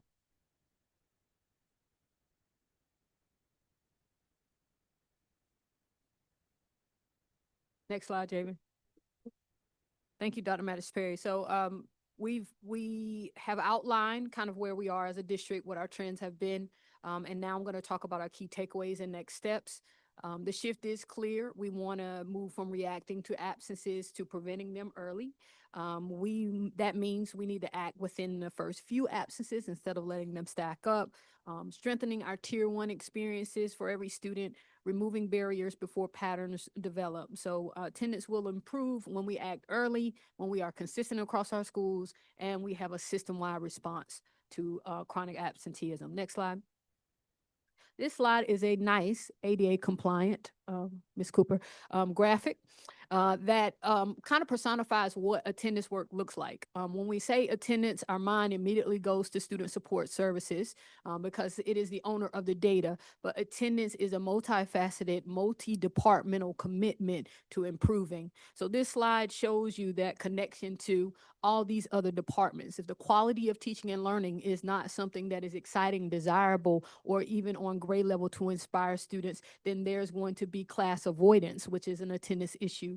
When students don't feel like their best selves, when they don't when they're not seen and heard in a school, don't see themselves in the pages of the books, that in the pages of the things that they're doing, that creates a space to destabilize attendance. Reliable transportation, getting on time, the complexities there also connect to attendance. How well our communities, the breakfast experience, the bus, the discipline, all those things are supporting and connecting to attendance, as well as school leadership, the systems that are in each school, the tone of the school, all of those things, and how we monitor at the school level and district level contribute to attendance, as well as the continuous improvement in school support side, which is how we are identifying root causes, looking at the artifacts of systems, and providing support to school. So in general, this is a system issue, and we are responding as a system. Next slide, please. Not going to read this slide to you. In general, these are not recommendations. We've had lots of things where we are providing suggestions to schools. We want to be clear that these are expectations of every school, and we are also monitoring up close and personal. We will ensure early identification of attendance concerns, biweekly attendance team meetings with clear protocols, monthly monitoring, full alignment to the school improvement plan, and a multi-tier system of supports. Our focus is now on consistent implementation and measurable results. Next slide, please. So our path forward is clear. I think you have heard the trend. We want earlier action, stronger systems, and shared ownership. Our commitment is to ensure that every student is present, supported, and able to succeed. And we welcome any questions and comments from the board. And we are thankful to all of our departments and all of our partners in the community that support us in supporting our students every day. Thank you. Thank you all for the presentation. Board members, questions, comments? Let's start with Ms. Haragoff. Thank you so much for the presentation. I have one comment and one question. One comment is around, I just wanted to highlight a lens that I know the district has, but just want to reiterate about being proactive. I think something that we need to be being proactive right now means that we have to consider that there are more families that are dealing with unstable housing, eviction risks, situations that are causing them to move more frequently, unstable income, tax increases, higher costs of living. And I think all of that is deeply impacting how our families are or are not choosing to engage with attending school. We have babies that are staying home taking care of their siblings so their parents can find work. So when we're talking about removing barriers, it's not always just the barrier of them like choosing not to engage in school, because for a lot of our kids, our buildings are their safer space. So we have to be mindful of really considering what it means to remove barriers for the populations, considering all of the things that are going on right now economically. And so that's one comment. The other thing I wanted to lift up and to ask a question about, as I was looking at the presentation, I love how it lists what we're working on, where we are, what we're moving forward. And I noticed I didn't see any mention of our community schools model. And I'm wondering,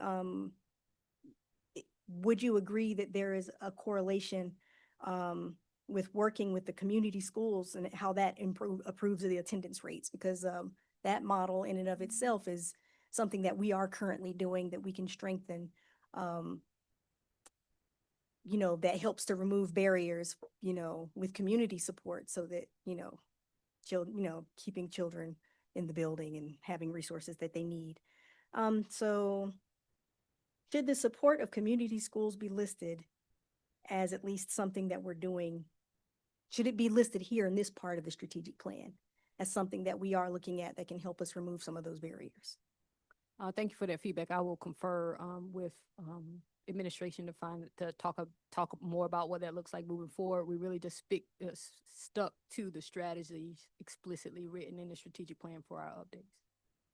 Thank you. If I could just add just one thought to that, I think our real focus was looking at, really systemic kind of district-wide structures and strategies that are being implemented. And while certainly we support and appreciate the notion that community schools as a model certainly can help with attendance, one of the reasons it wouldn't be listed here is because obviously we have a relatively limited number of community schools in Durham Public Schools at this particular moment. I think our hope, our desire is that as we continue to work with the community schools model, we'll be able to learn and glean some strategies through that work in those schools that we'll be able to scale up in additional schools around the district, even if we aren't able to continue to expand the number of community schools in the district. So I understand that the community schools are only with specific schools, but I guess I'm trying to understand that is something that the district is supporting, and so does that information does that reflect in the strategic plan as a strategy that we're using or following? That is one of the strategies in our district, correct?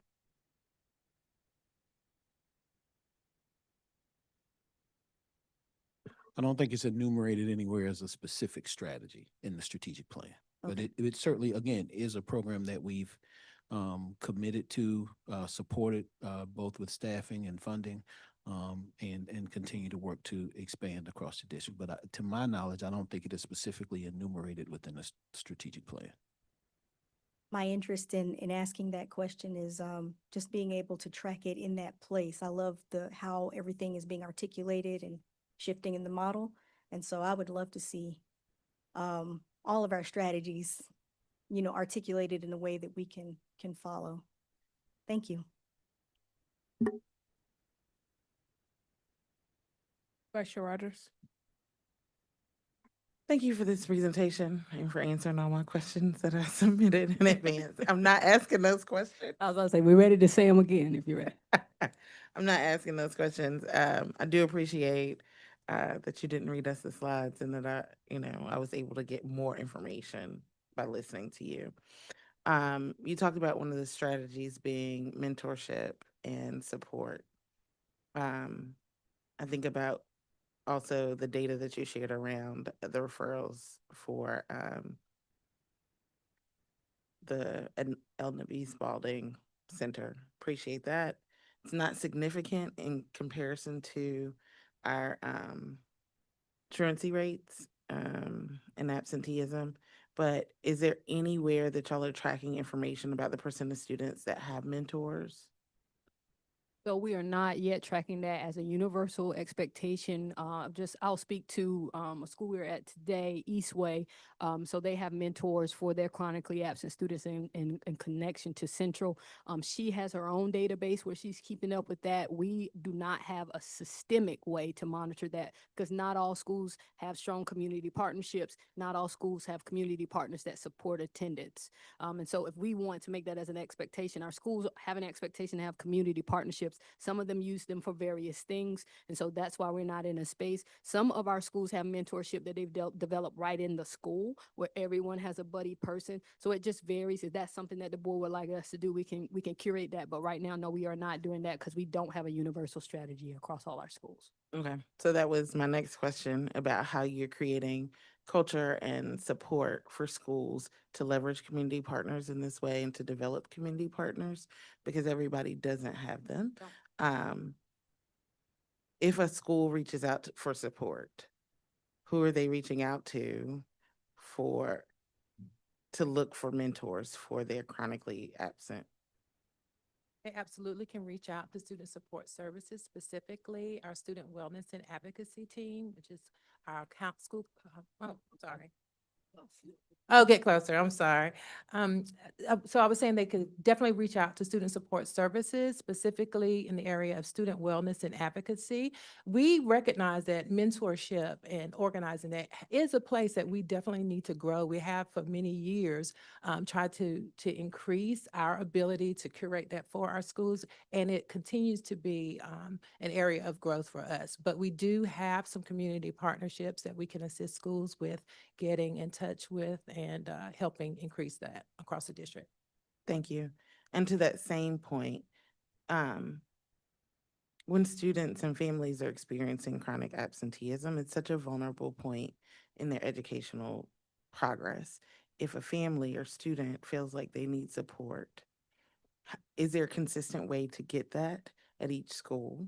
Or are they having to talk to the homeroom teacher, having to talk to the grade level principal, having to have conversations with 5 or 6 different people before they actually get the support that they need? But what we find is that students will talk to their trusted adult. The system that we have in place is our attendance team, and that is primarily led by our school social workers, who are often one of the trusted adults in the schools. But that is the centralized person who can provide that support, as well as access to all the resources that families can obtain as wraparound services for whatever may be their need. And are the school social workers clearly identifiable on each school's website? I have not checked every one of the websites, but all of our schools have staff directories, but I can follow up to make sure that is explicit around every student, school social worker. Yeah, I think some of that's getting lost in the sauce. Okay. Especially if there's a shared social worker, et cetera. And there could be some intention done around that. Sure.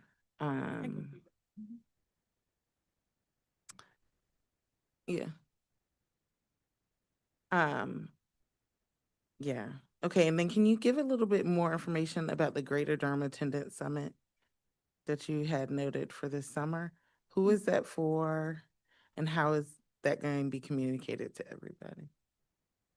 It's a work in progress. It is an outgrowth of the work that we are doing with the new Pulse mental health system that we utilize to provide even broader supports around mental and even social emotional health for our students.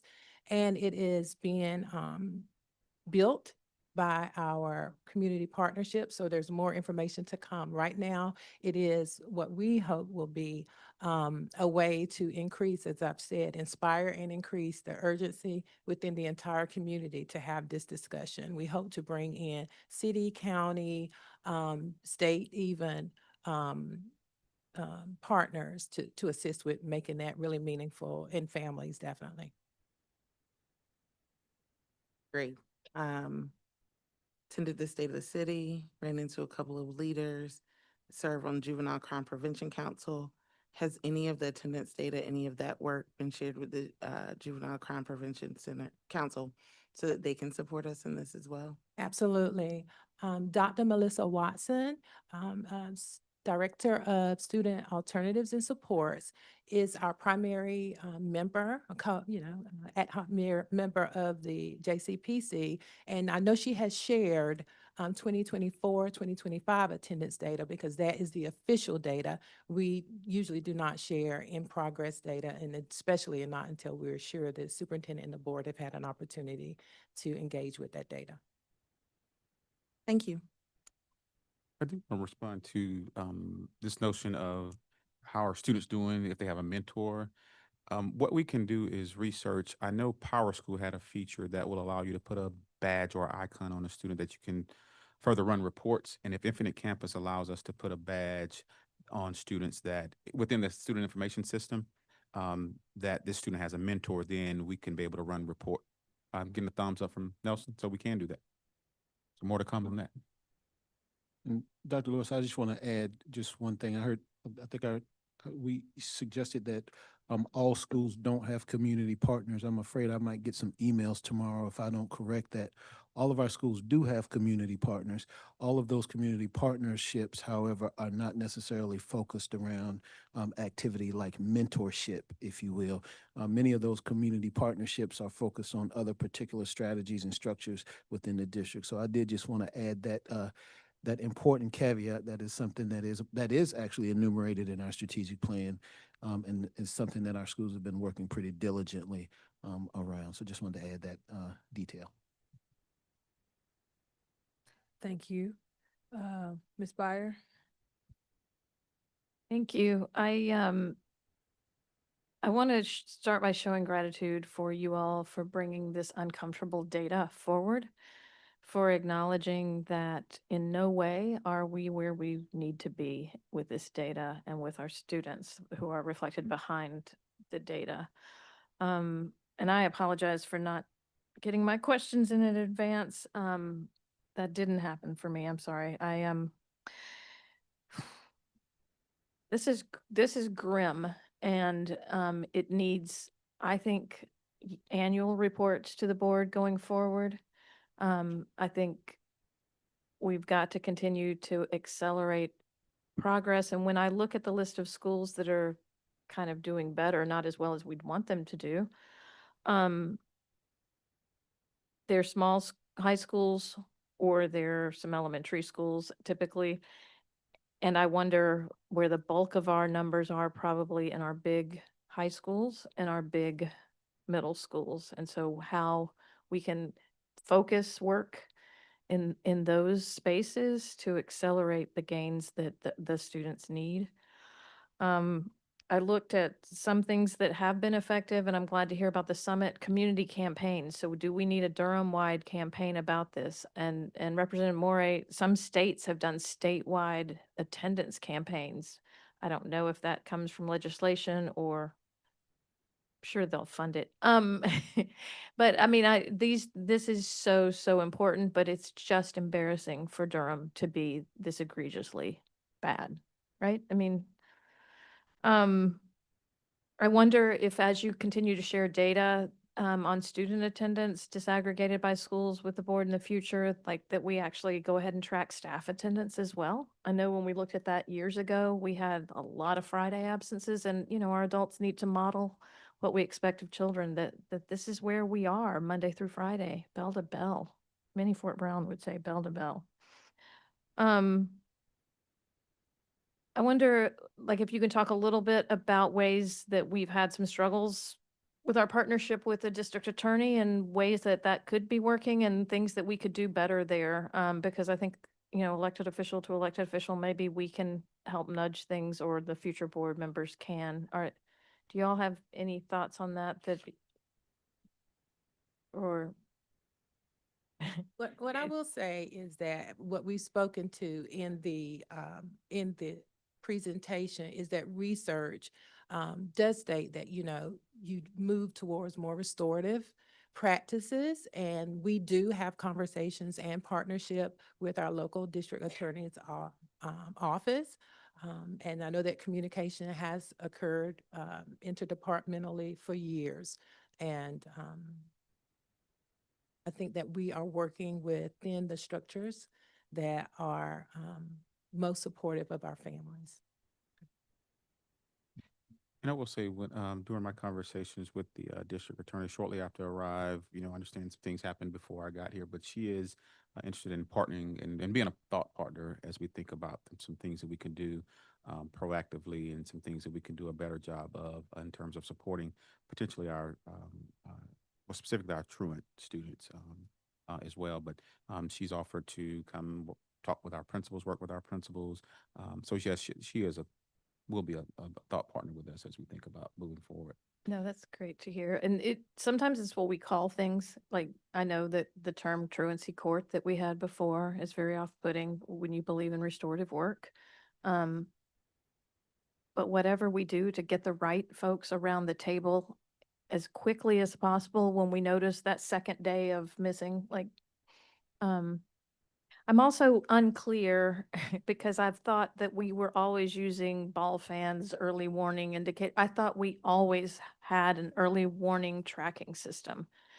and it doesn't sound like we have or done that or been consistent with that. Do you have any insight on?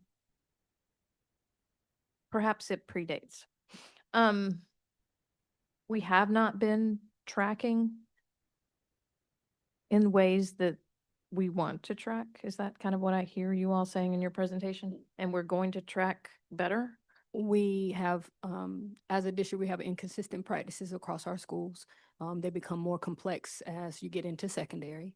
I will also say this year there's another layer of complexity, switching over to IC, Infinite Campus. The ability to create those automated letters at 3, 6, and 10 was delayed because of our transition over to this new system and everyone getting acclimated to how to do that. We do now have that in place. We now also have a consistent way, which is the 2-day letter. So a preventative, proactive is not waiting to 3, go to 2.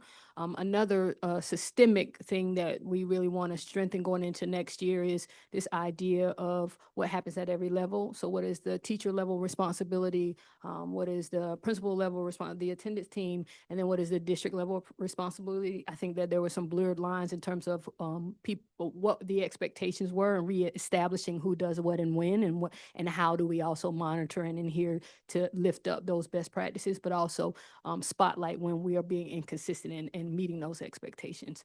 I think in general, we've always had expectations. The monitoring, reporting, and conversations around how to improve, those are the things that we have adjusted this year. And the letter goes in the mail, goes in a backpack, goes how? to It families? is sent to the family. Yeah. It's nothing electronic. Mailing. Right. So we're not sending anything electronic in addition to that. So if a family is displaced, they're not going to get their mail. They're also not coming to school. Right.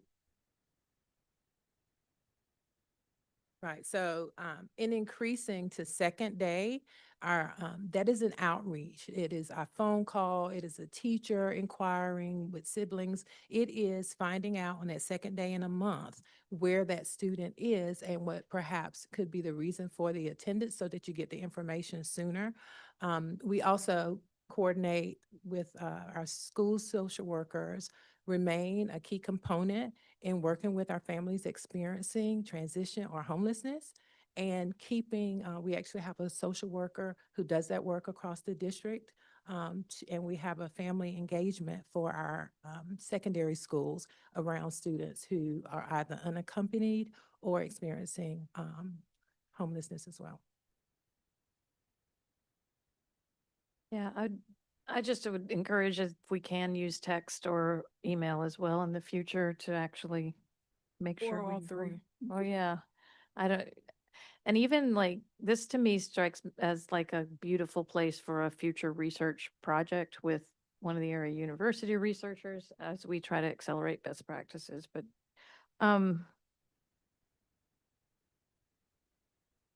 you're saying the social worker is who takes the lead at every school? Is that, if I'm a parent, as Ms. Rogers said, and I need some help. I got a nephew that literally in Texas, they had a truancy officer that went to my nephew's house. I'll out him right here. Because teenagers are challenging on some mornings, let's say. But a parent that's struggling, their first connection should be school social worker. I would say the student services team, school-based, because it may, our school social workers and our professional school counselors do a lot of co-training, and they have very distinct individual roles, but they also have outlined where their paths cross and how they can provide the best support to families. So if our families can get to any member of the school-based student services team, they can get the support that they need. And I don't want to at all neglect to mention that our school leaders, our principals, and our assistant principals are also very accessible and open to supporting our families as well, because they support the work that's happening in their student services teams as well. And then like resources for families on why attendance matters. Like as part of this campaign, perhaps that will be coming more robust communications and engagement with Parent Academy or Family Academy. Is that? Yes, great. I appreciate it. I look forward to cheering y'all on as you work on this really complicated issue. Nope. I will just say in September, we had a really in-depth professional development with our building administrators, providing them guidance on the letters, what's to happen at tier 1, tier 2, tier 3. Tier 1 is the teacher level, tier 2 is a school counselor, and tier 3 is a school social worker. When it comes to the letters are mailed, but a copy of the letter is also given to the school social worker who may be in contact with our McKinney-Vento services that can provide that support to the families as well. All of those are, reactionary. We also share with the principals what can be done when we do a really good job of, sending texts, calling people, sending letters when they don't come to school. What can we do when students do come to school? And so if little Nick King typically will miss one day just about every week, if he makes it to school every day, for 1 week, I'm calling Miss King and I'm saying, Miss King, thank you so much for sending little Nick to school. He made it to school every day this week. Now, watch this. I'm going to connect it to the academics. Because he made it to school every day this week, he's now mastered his 2-digit multiplication. Thank you for sending him. We'll see him on Monday. Ms. King will probably send him to school on Monday as well. And so from that standpoint, connecting it to the academics, the importance of attendance, not just we are a public school system that want all students to come to school because of the compulsory attendance law. Yes, and this is why, here are the benefits of students coming to school every day and on time.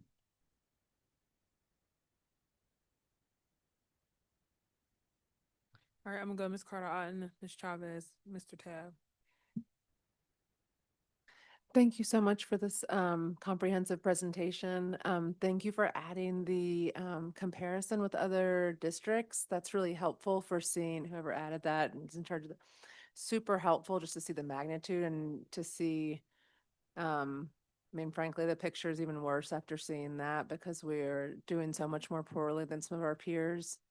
Thank you also for adding the explicitly the definition of chronic absenteeism. It helps me to keep that fresh in my mind, but it also triggered in me a question that I hadn't had a chance to ask yet, which is about the role of suspensions in chronic absenteeism. And I'm curious to know the extent to which we've been exploring the reasons that we are suspending students and whether they are that's the best behavior management technique for that specific student's needs and how that might be impacting our chronic absenteeism rates. So thanks for lifting that up. I think in the future, what you will see in our priority updates is that we will triangulate this data because they all do connect. I think what we see overall when we look at our trends in terms of discipline, we are still striving. We are doing better in terms of restorative practices, but we are still reactionary and looking to have a punitive response to student behaviors. We are still really striving towards consistent use of our SEL, socio-emotional learning curriculum, to teach good strategies and good behaviors for students, to give a replacement for the behaviors that they share. I think that what you can recall in our priority update is that we are trending in a positive way in terms of decreasing suspension by African-American boys, Black and brown boys, as well as EC students. I think I talked to Dr. Bell and also Sashi about the complexities of what it looks like for EC student or an AU student who is not yet diagnosed, and how those manifestations of those behaviors are coded and responded to systemically. But I think that, again, all of the things that we mentioned, we still have work to do. We are improving our systems and definitely improving our monitoring and accountability, and also providing that supports to schools to say, yes, you're on the right track, or no, you are not on the right track. Here's what we want to do to support you. Here's how it looks. The correlation is still high in terms of suspensions for students. What I can say is that the suspension trends depends on the school. And so we do still see, because we are a predominantly Black and brown school district, we do see higher numbers. And it is still disproportionate to the percentages. And so that is rooted in terms of our mindset of shifting. I think we are in year 3 or 4 of moving to restorative practices. And we're having more consistent conversations to, as Dr. Lewis alluded to, on a monthly basis in our professional learning. We are looking at our data, reflecting on our practices, but we still have work to do. A follow-up question on that? I just wanted to add to that about the days and attendance when it comes to discipline. That is something that is included when they look at reporting and look at the data. They actually get a report around the cost in instructional days as well. At the school level, you're At saying? the school level, yes, I'm sorry. Just a follow up on that. So if a student is suspended, are those numbers included in chronic absenteeism or not? Just to be clear. Okay. So For short term, I absenteeism guess. for short term, any absence, anything that removes the students from instruction for the suggested period of time, and it depends on the, the day, length of the day, but the amount of time that you're absent from instruction, whether it's through an excused absence, unexcused absence, or a suspension, an out-of-school suspension, or a reassignment. A reassignment is the only thing that does not count towards chronic absenteeism. So long-term suspensions do not, because they're reassigned as well. We don't have true suspensions that way. So that's helpful. Short-term suspension would go into these It would numbers. count. Long-term, which is a reassignment, would mean that you still attending school. You still have Yes. access to Yeah. instruction. Okay, I'm sorry. I'm sorry. Thank you for pointing out even excused absences are counted in chronic absenteeism. And so think about on this side of COVID, during COVID, we would tell families, at the first sign of a symptom, keep your child at home. And I think that has lingered. And so parents, and I'm a parent too, we feel we do a really good job of sending a note when our child is absent. Yes, continue to do that, but please also know that that's counting against chronic absenteeism. And that's a reason this board passed our school calendar well in advance, so you can make those doctor's appointments around the days that we are out of school. And so missing 10% of school is you're chronically absent. And so we're in school 180 plus days, 18 days. Doesn't seem like a lot, but it's factored into students being chronically absent. But can I follow up on that? So parents are doing this thing where they're notifying folks at the school. And to me, it sort of aligns with absenteeism, where they're notifying educators, data managers that their student is absent. Is the expectation that they're getting a response to those emails and those notifications, acknowledgement, anything? Because as a parent, when I don't get a response, We will follow up. That's in the research and accountability department. So Okay. I got that in my notes. that's helpful. Because as a parent, when I don't get a response, it makes me feel like you don't care if my kid is at school or not. And so I agree. I think an acknowledgement of the email is in order, and you seeing that reflection in your child's attendance that it was excused based on that note. But we can definitely follow up to ensure that there's a response to those emails. My other question was around, it seems like we have some understanding of what's happening for families when the students are not coming to school, but we don't have a comprehensive understanding of all of the reasons, right? Or all of the reasons that Durham has much higher rates of chronic absenteeism than other districts. So I'm wondering if you could tell us, to me, this means we have to operate really with more curiosity towards not just, I always want to know what the research says. In this case, I want to know what the people who this is most directly impacting are saying about this. And so I'm wondering, to what extent are you training folks that are in the schools, the social workers, the principals, to have those in-depth conversations with families, to really dig deep into what's going on for them, so that then when we're solving at the school level and at the district level, we're using that to inform our decision making, not just what we think might work, because we think we have the answers all the time, right?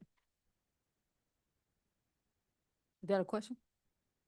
Yes. Okay. So how are you working with staff that are on the ground and working with families to make sure that they know how to ask the critical questions and have these in-depth conversations to get the information we need to solve for this really challenging problem here in Durham? Right. So part of the information that was included in the presentation around the contributing factors, much of that, although it comes from some of the research as you look at what's happening in our communities, it also is informed by the very nature of the things that you're talking about. That is why we put it in some systemic factors that are often seen in research, and they can tell us what usually happens if you. And then there are also societal and community factors that we spoke to that are very unique and specific to our local community and what we're hearing from our families. Our work with the Elna B. Spalding Conflict Resolution Center is all around that joint problem solving and really listening to what families are saying. As I started the presentation, what is keeping this child from coming to school, and how do we work with the family mainly to prevent that?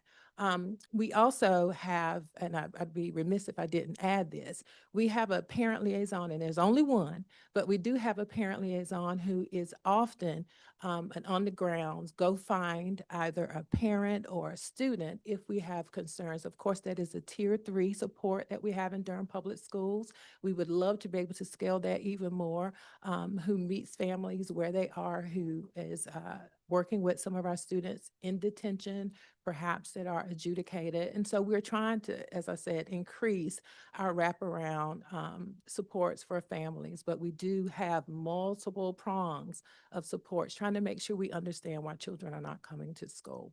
And some of it is adult action, particularly in the lower grades. And so at that point, it's really important that the wraparound services are there, because the more we can support the parents and the families, the more likely what we've seen is that we have increases. At the school this morning, the principal mentioned that 75% of the students for whom chronic absenteeism was identified and they were getting the mentorship and support, they improved their attendance where they no longer were being the same pace of chronic absenteeism as before. So we know that wraparound services help, but it is, it is a all hands on deck effort. And I don't know if Ms. Sidbury or the team, if you recall some of the reasons that we heard, well, the couple of schools I went to for high school, because if you look at high school data, 1 in 2 students are chronically absent. And some of the reasons that some of our high school students are not coming to school, one that I did hear is that students have to work to support their families.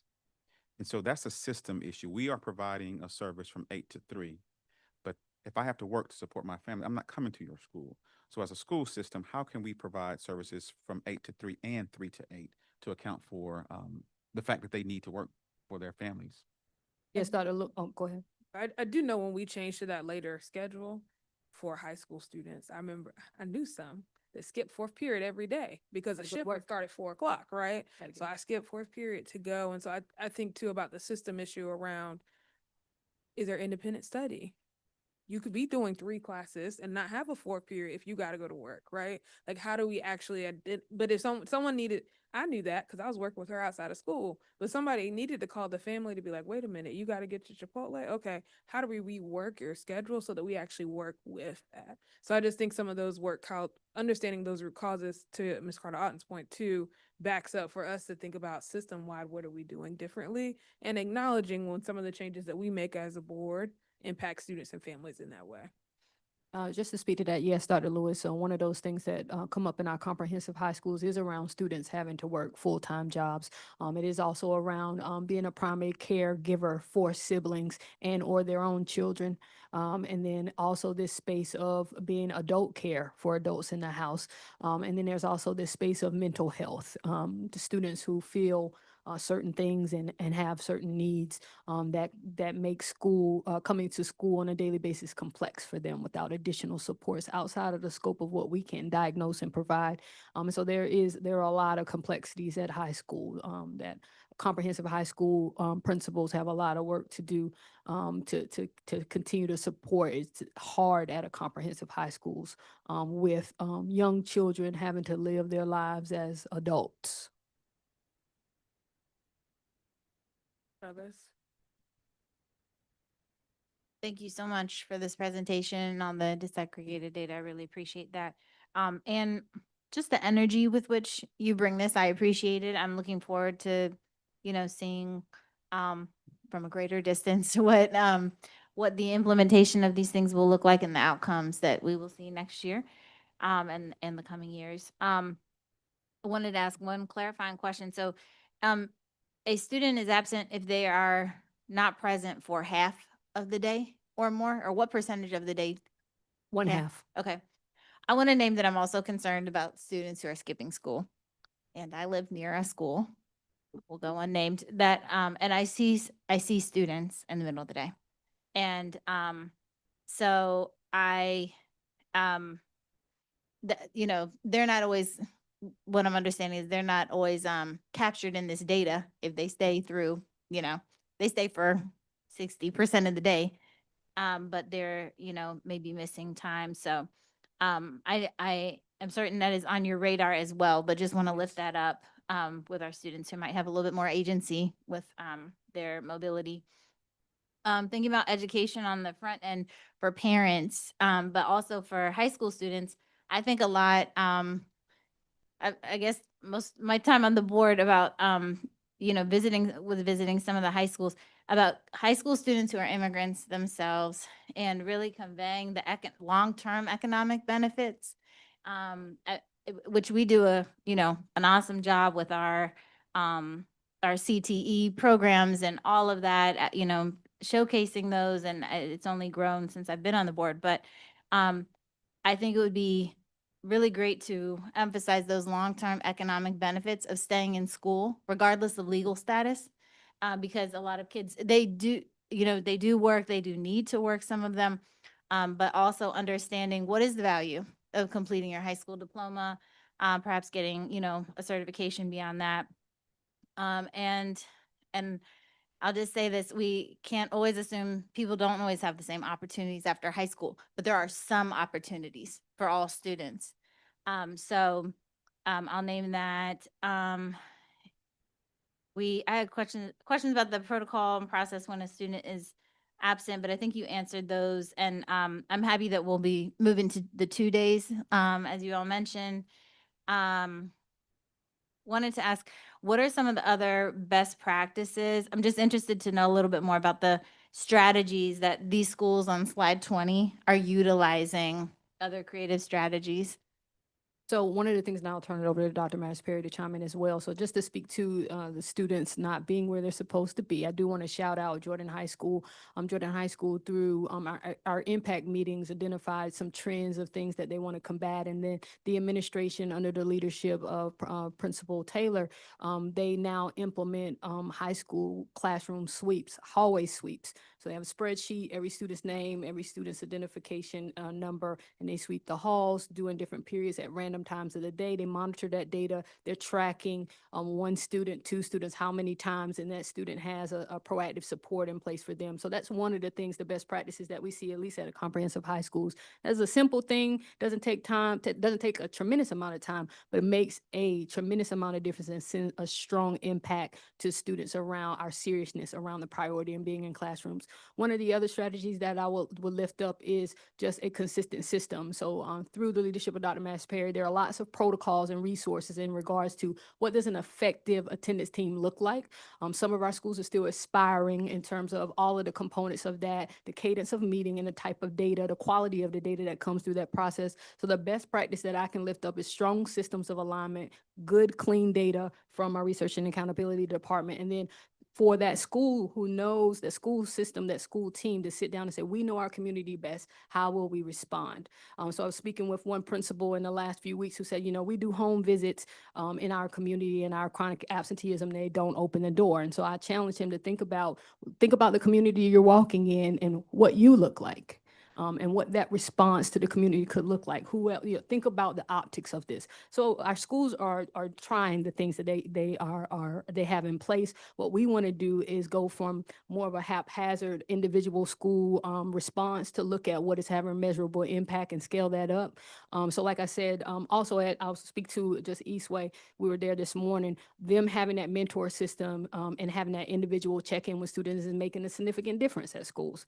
So I think that overarchingly, it's the personalized touching care that comes from getting a phone call as opposed to a letter in the mail, having someone show up that you know and relate to, that can have a conversation in a non-judgmental way about how that receives, and then just supporting our staff with understanding the complexities of what families are going to. I was speaking with an individual, they said, well, you know, they didn't answer the door. I said, there's a whole host of reasons why someone wouldn't answer the door. Their hair couldn't be done, the house could be dirty, I could have someone in the house I'm not supposed to, etc. Let's not assume that our families are trying to evade us because they don't respond to one strategy. What else can we try?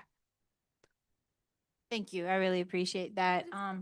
Yeah, oh, yeah. First, I have to add one thing, just one, I know it's 8:51. But I would also say, for each of those schools, it's an intentional focus on climate as well. We said over and over again that where students feel seen, supported, and that they're gaining something, that they are really a part of that community, it tends to be more likely that we'll have less chronic absenteeism. Awesome. Thank you. I really appreciate that. And one thing I also just want to note is kind of with attention to climate is that I hope one day we will track data around LGBTQ students, because there are trends nationally of absenteeism with our queer and especially our trans and non-binary students related to heteronormative environments, anti-trans bullying, that kind of thing, which of course we are experiencing on a national level right now. So with an intersectional approach, looking at all the other identity bits. And thank you for the question, Vice Chair Rogers, and your answer about DPI not allowing custom gender choices. However, if there are creative ways to look into that data, maybe not through, Infinite Campus, but other ways on a school level, I think that would be great, at least to introduce that to the conversation, because I know, well, it's been some time since I was in high school, but there were kids who dropped out of, didn't finish school because of bullying and things like that. So, and as a teacher, I knew kids who, experienced different challenges too that affected their attendance. And the last thing, probably already on your radar, Dr. Lewis, but I would love to hear maybe this is a great topic for the Superintendent's Advisory Council, Student Advisory Council, about why kids are not coming to school. The data is alarming, but I really do appreciate your, creativity in thinking about this, and looking forward to positive trends for Durham overall. So thank you. Yeah. Thank you very much. Thanks for saving me for last. And Ms. Sidber has already indicated that we're over time, so I'll make this very quick. Thank you, board member Byers, for uplifting the truancy, because that was really going to be my topic.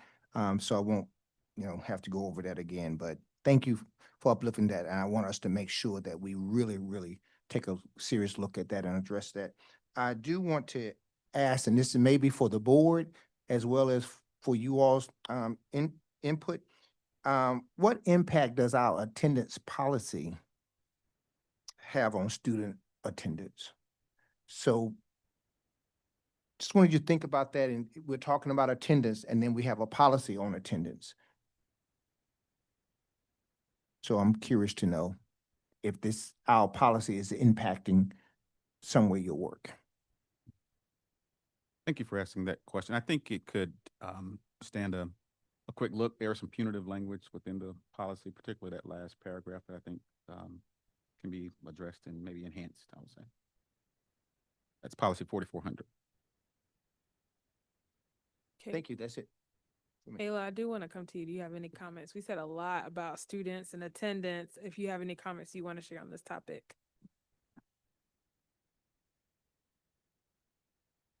So you did make a lot of comments about just having that data from all the tracking, but from a student's perspective inside of the building, inside of the classroom, a lot of it goes unnoticed. So recently there was a case with a student skipping their 4th period class to go to another class, and they were caught by the counselor, and then they were sent to the assistant principal.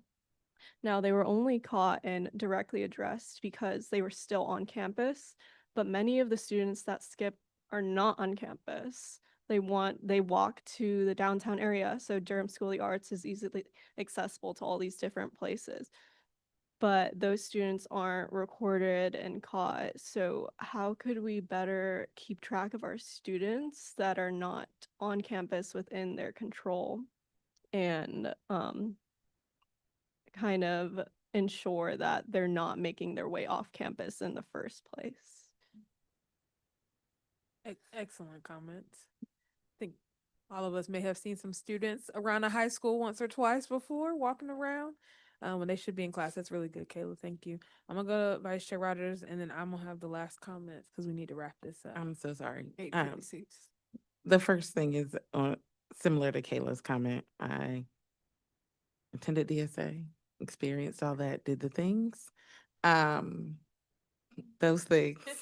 The first time I rode the city bus, I was not supposed to be leaving campus, but okay. And I have a student at Jordan and have heard about the sweeps. We'll ask the long-term questions on that. My questions around that, and speak to Principal Taylor about this last week, is are the sweeps punitive in a way that encourages students to move off campus instead of loitering on school property where they're a little bit safer? And how are they using the information that they're learning from the sweeps to encourage students to go back into the classroom? And how is that data presented in absenteeism? Because I assume you're not reporting on each course, you're reporting on the daily attendance rates for comprehensive high schools. So that's that. And I guess my other question is for Dr. Lewis is around, it's great that y'all are implementing the second absence call, right? What is the data and evidence that the notices that are required to go out by state statute are actually going out? And what happens when educators aren't doing those things in terms of supporting those educators and in terms of making sure those educators are prepared to support our families?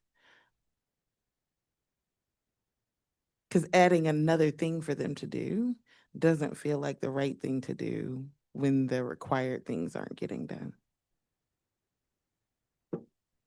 I think one way it can be tracked is within Infinite Campus when those attendance committees meet at the school and they're looking at their data and looking at interventions, they can easily look and see, well, at the 6th day was a letter sent.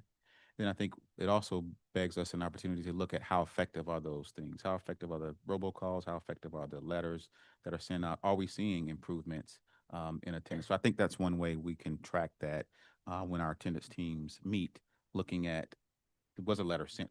So in other words, we shouldn't get to the student having 20, 25 absences and there's no documentation of a letter sent. So I think within our Infinite Campus system, we can include some comments there.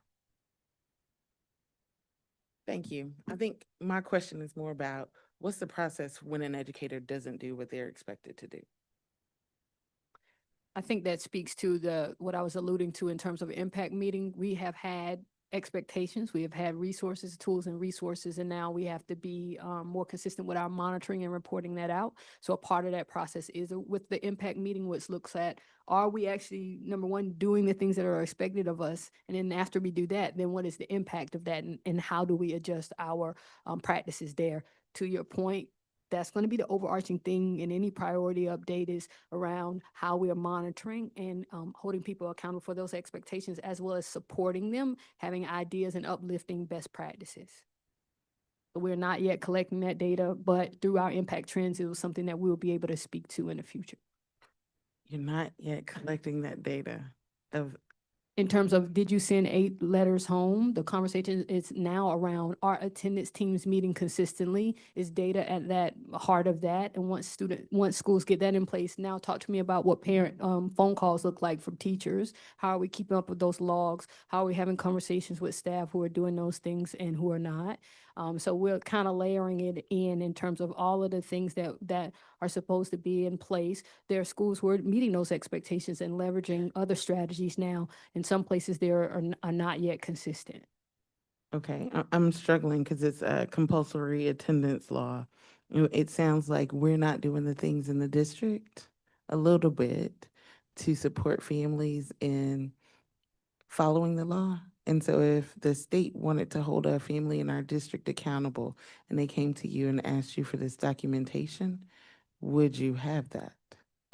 It would be inconsistent. Thank you. We have implemented an attendance team plan verification form. That's a starting point for us to collect that data. If I must. What I would say is, and I think I might be able to add a little clarity to the 3, 6, and 10-day letters, and Mr. Soros might want to add something to that. That is a collaborative effort at the school, and there is tracking at the school. There is, a collaboration with student services when they are having their professional learning around what extra supports do you need? As we stated, this year it has been particularly difficult with the transition, but yes, it is a stated expectation and role, and it is monitored at the school. We don't right now have the information based on to share with you, but we do have that. We know how many letters have gone out for each student and all of that through our school social workers and data managers. It's a benefit or not of going last because I have comments on all the comments. I do appreciate the honesty and transparency which y'all brought this data forward to us today and the systems that are working and not working. It sounds like we need more alignment too across systems, from student support to academics to school leadership, to MRC who does graduation code, like all of those folks actually working together on these efforts. Because even as I hear us talk tonight, I'm like, oh, there's some slight differences as we all have these conversations, and how do we make sure we're all on the same page. Excited about the summit that's coming up. And so glad you have county and city partners there. That is a conversation that's come up in those different spaces. I do think about come back to this kind of root cause analysis. And I know there are some things that were sprinkled through the presentation, but I'd be really interested to know, majority of folks are work, or this age group is sickness, or elementary school or something with pain. I think I'll let you all do that data, but it'd be really interesting to get that. Because I think we can throw a lot of strategies, at a wall, but without really understanding what we're solving for, I think that's going to be a challenging piece. And I understand some of that's already happening, it seems like, on a school level in the conflict resolution center conversations, but I'd love us to lift that up holistically because we've got system-wide problems that we all identified and talked about earlier. One of the other things that I'm just struggling with a little bit is that we're looking at multiple years of trend data that hasn't improved. And so I know there's things that we're tightening this year, but we're still trending in the same direction. And so what is going to be different next year? And what are the other ways that we're implementing? I think about this and enrollment and retention as some of the highest measures that we need to work on, because we're not going to see increases in academics if we're not even having students in schools, right? Into that retention enrollment conversation, you got charters and privates that are knocking on people's doors telling them come join us, right? So how are we also offering some of that same care for students as they're showing up? So we don't have to answer that question today, but that's what's on my mind of, and what will make the data move in a different direction if some of these strategies we've been implementing for a little bit of time. So I'm hearing some accountability, but I think there's more that needs to be done on that effort. And I'm wondering too with that, if the strategic plan data point maybe need to be around increasing attendance rate, but also decreasing chronic absenteeism, because they're similar, but there also feels like there's some different strategies on both of those. My other part is a lot of the things we talked about is reactive. So we have talked about proactive things before around climate, but also just think about rewards for attendance. So in this community summit, what is the community's way of rewarding folks for showing up to school? How are we supporting parents who make sure their kids get to school every day? It's an effort to get children out the door. So what is the ways that, is there a free ice cream cone on one day or something for students who've been chronically absent? Like, how are we providing some of those rewards for students and families who need that? And then I wonder at the end of this year, is there a data report that can come back to the board that just talks about what we've learned this year, what we're changing, what the data says as we move into the next year? Because we can't keep doing the same thing and expect different results. And the world is changing, right? Our students are changing, the world is changing. Do we need to be offering more students, Ignite access for high school if they are working full-time jobs? Like, what are the system kind of things that need to be shifting to making sure that we're supporting getting students educated? How many students know about, like, well, actually, if you stay in this coursework, I can get you your certificate. So when you graduate, you're going straight into a career, making X amount of dollars a year, right? What are those other system? You uplifted on one of those middle to high school transition, but I still think, but what are the other kind of more systemic ways that we need to be addressing this conversation and telling parents too, and helping parents navigate, block phone numbers and all the other things that kids do when they're trying to get around those phone calls that go home. So I appreciate the honesty and transparency. I think I said a lot. I don't know if there's any response to all of that, but this is a vital way that we need to see things improve. And it's so connected to all the other things happening in our community, the conversations around preventing gun violence, the conversations around juvenile crime, like all of this is intertwined. So we can't we got to do something differently so we can see rates, chronic absenteeism decrease, absentee rate increase. Sorry, I said a lot. I was just going to say, on slide 7, where we're looking at apples to apples, months 1 through 6 through months 1 through 6, we are actually trending up in terms of our attendance. I don't want to celebrate. It's about 1.3, I believe it was, when we're looking at month to month. So we're continuing to monitor how our efforts that we have right now in terms of reestablishing expectations and continuing to uplift those best practices across schools, how that is having an impact. I think also could speak to this thought. Dr. King and I talked about it, about coming back at the end of the year and reporting to the Board of Education on our impact meetings. Our impact meetings look at every aspect of school systems, whether it be PLCs, attendance, discipline, SEL, how they're handling all the things. And so we can come back and provide that update with regard to what we're seeing across our schools and best practices, as well as things that we want to do better and differently for the next school year. And that's why I think, sorry, to your point around the attendance rates going up, but chronic absenteeism still feels like static. And so I just think we got to figure out how we capture both of those data points in there. Because we can celebrate attendance rate going up, and it should, but we also need to make sure that the chronic absenteeism is going down. Those feel like different, and we don't have them highlighted in the same way in the strategic plan. I was just going to say, just to your point of that root cause, I think chronic absenteeism is a symptom of a larger disease. Whether it's, I'll take Big Nick now that he's in high school. If he's constantly missing fourth period or skipping fourth period, and fourth period is his math class, is he skipping because there are some skill deficits, gaps there that we need to address? That's why he's missing that class. Is it there's no sense of belonging in that class, or sometimes it may not be a sense of belonging in that school? And so those are the things that we have to unpack one by one. I often say have a laser-like focus on every single student. We should be able to know, as sad as I hate to say this, but when we look at 37% of our students chronically absent, 11,000 students chronically absent, and we're trying to meet our academic goals, that's going to be difficult. And so we have to look at it one student at a time. And I think leveling up and really drilling down on our attendance committees and our attendance plans in each one of our buildings is the way we get there. Because keep in mind, if we don't, attendance is one of those early indicators, those push factors rather, in terms of students dropping out.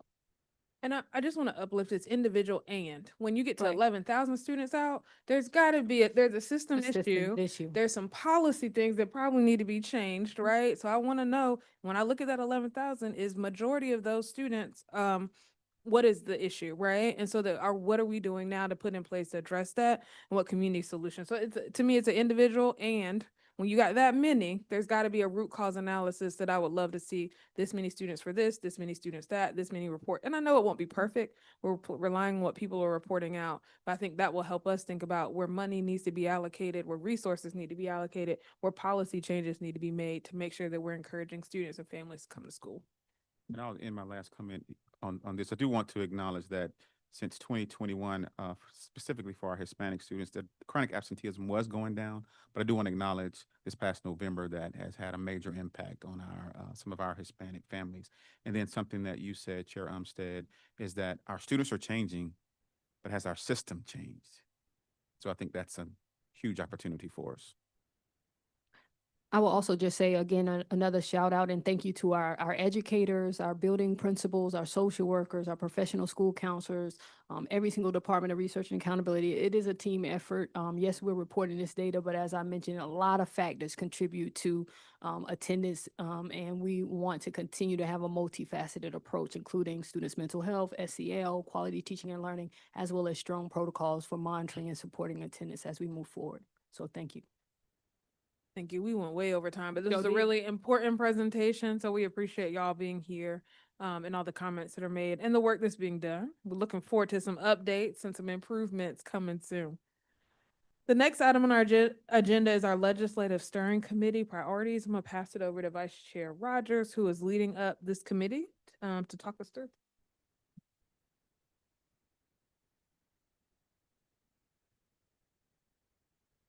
Oh, great. The slide deck is up. I don't even know where to start.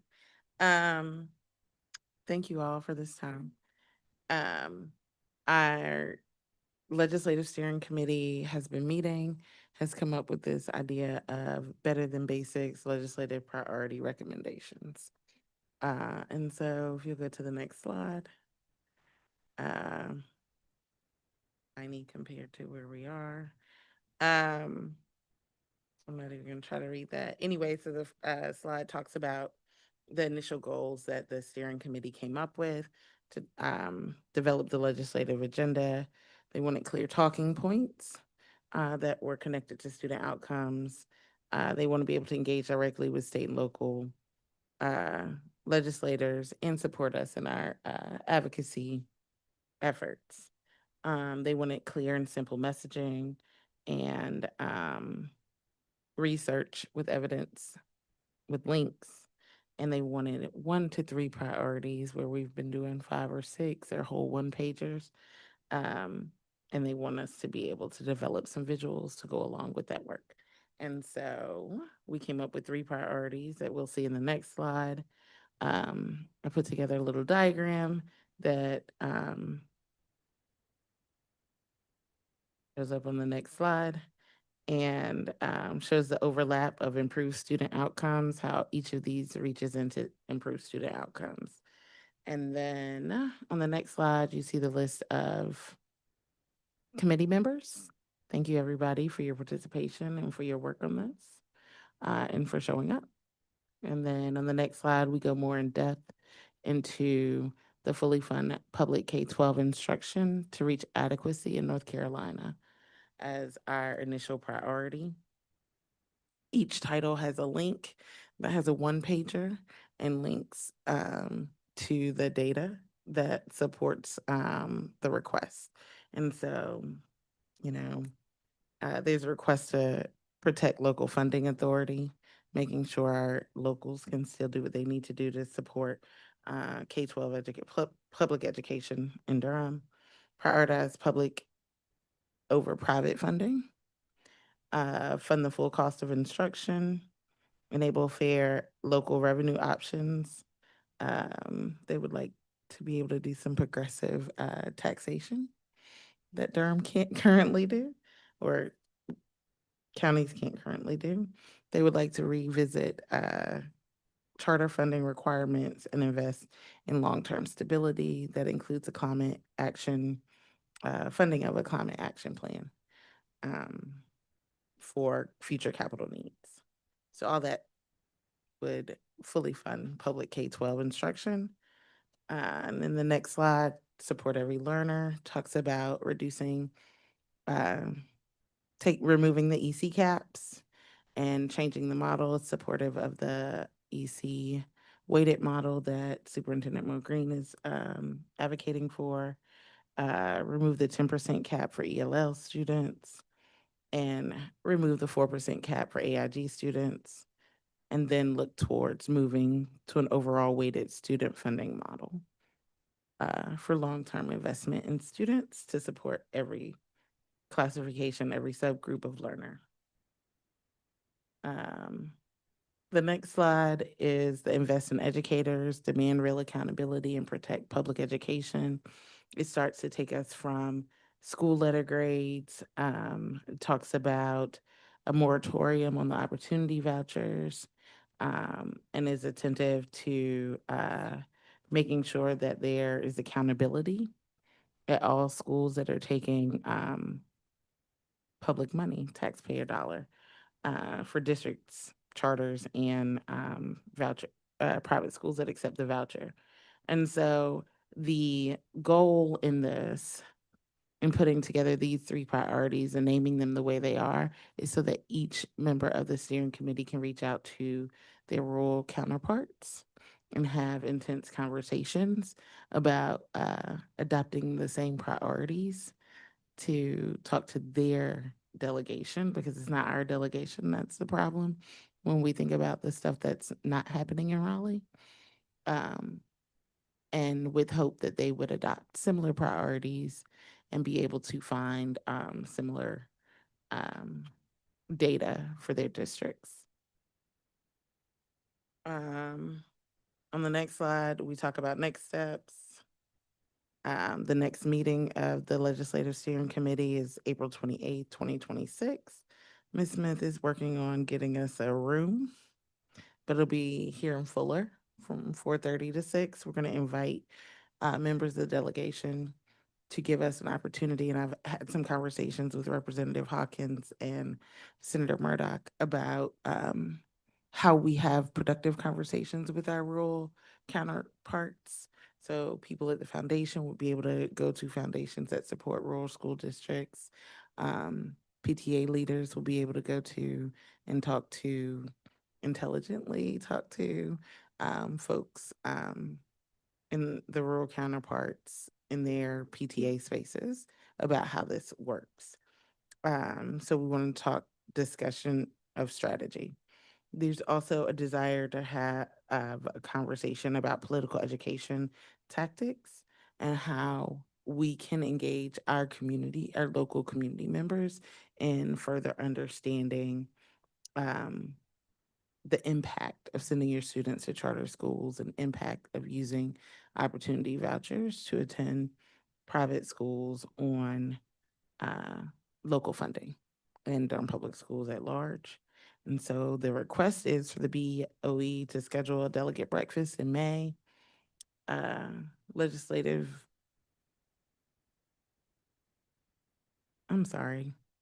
General Assembly does not meet on Fridays. And Representative Hawkins has shared that he would prefer that we try to schedule it on a Friday morning. Because they have a delegate session during that time, and they could use that for that. And then if we get approval on the priorities, we'd like to send them to Public Affairs to create graphics that we all, including our Legislative Steering Committee members, can use to share our messaging. And Joy and I are here to, Ms. Harold Goff and I are here to answer your questions and comments and hear your thoughts.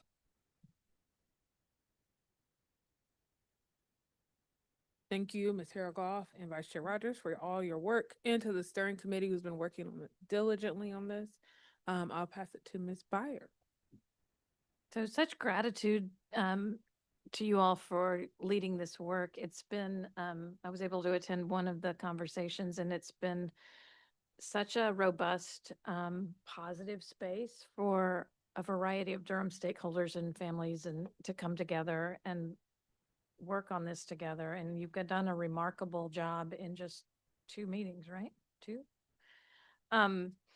One question I had was on one of you talk about opportunity voucher program on the 3rd point and also on the 1st point. And so there's a little bit of inconsistency in the language, and I feel like it would be good to make sure that those are aligned. One of them talks about pause or phase back the expansion of voucher programs until public schools are funded. And the other says enact a moratorium, which is my preferred language. But I thought you might want to. Yep, happy to adjust. The intent in the priority 1 was to talk about the funding of it. The intent in priority 3 is to talk about the accountability scheme.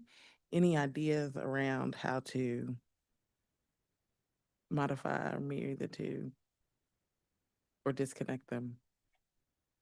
I mean, I don't think we should have vouchers in North Carolina at all. So I would just say end the expansion, end the voucher program. That's what I would say in the first one, but that's how much I hate vouchers. And then the other one, I would go with the moratorium. I would just call, I would be consistent in what you call them. So they're opportunity scholarships or I like to call them school vouchers because I think they use the term opportunity scholarship to make them more palatable.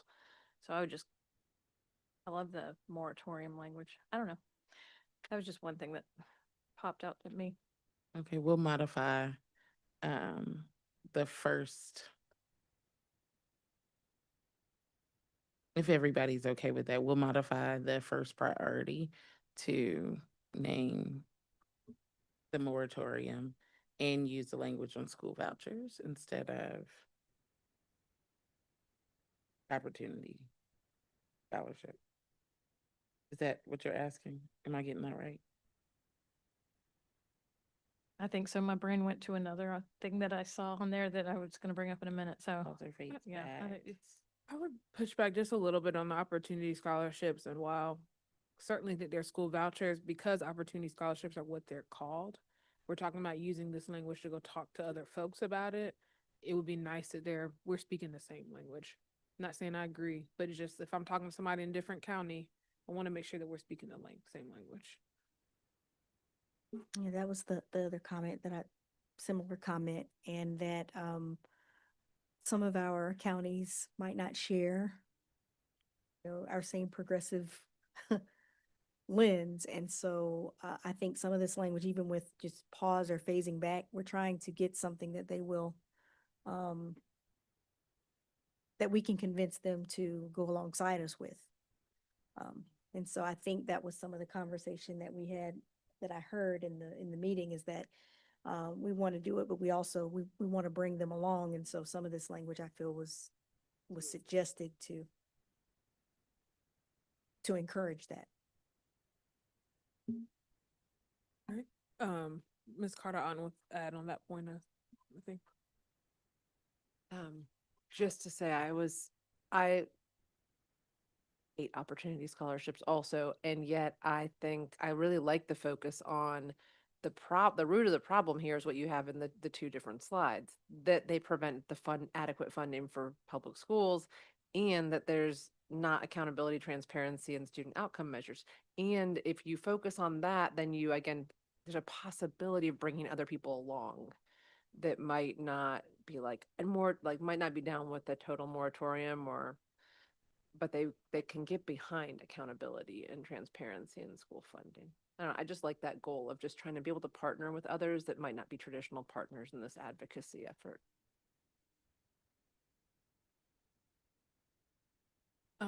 Ms. Barr, before I come back to you, Ms. Chavez, do you have something on this point as well, Ms. Chavez?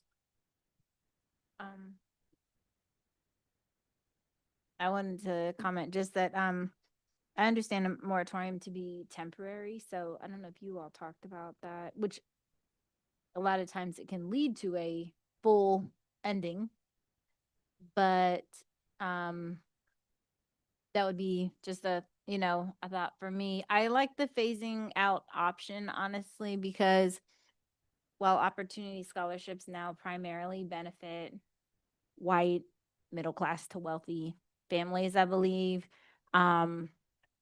definitely there are still some poor working class students, and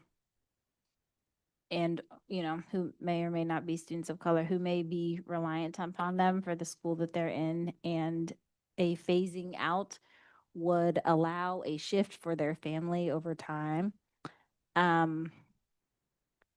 So I haven't thought about it at length enough to say. I just like the option of the two. And I do like the or more of the or language to talk with other rural districts, other districts in general. I really like that idea. And I think whatever language would expand conversation rather than narrow it, I would be in favor of that while getting at the same aim. I do want us to move along here, so I don't know if that provided you any clarity, Vice Chair Rogers? That does provide clarity. Are we Can we get an agreement on the top three, on the priority names and language there and the intent of the priorities by the end of the conversation? That's all. All right, let's actually start there. We good with the top three? So I love the top three, yet there's pages of requests underneath the top three. So, are we good with the top three, folks? Yes, Mr. Taylor? Okay, so you got that consensus, but then we'll keep talking about the things underneath that. Ms. Byer. So I did look at NCSBA's language and they do use opportunity scholarship, so it probably is wise to be consistent. So on the last slide, the last bullet, the statewide study on the growth and impact of single operator charter school networks. I wonder if that bullet could just stop there rather than to ensure responsible expansion, because in that notion, it makes it seem like we support expansion of these statewide networks and that, yeah. Maybe that doesn't bug anybody else, but that one, It bugged me, but when it bugged me, I thought about the people that we're talking to about this. And I wondered if the intent of that was to implement some sort of accountability plan when the state approves new charters. But I'm open to whatever y'all want. So her question is about the impact of single operated charter school networks to ensure responsible expansion. Makes it seem like we're okay with expanding charter networks. Mrs. Carter, Could you just change that to ensure that any expansion is done responsibly, or something that makes it clear that expansion's not necessarily going to happen, but if it is, it needs to be done in a responsible way? Would that get to the heart of what y'all had intended while still?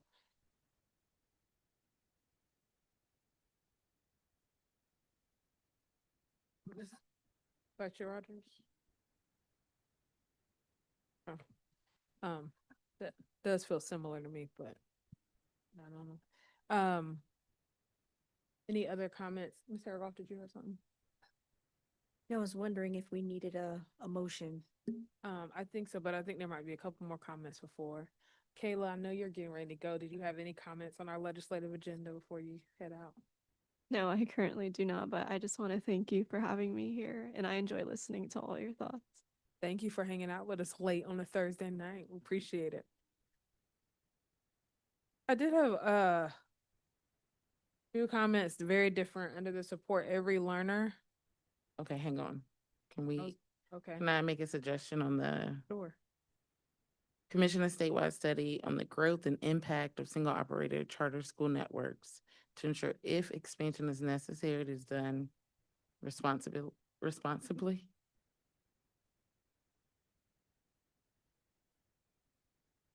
Okay, keep going.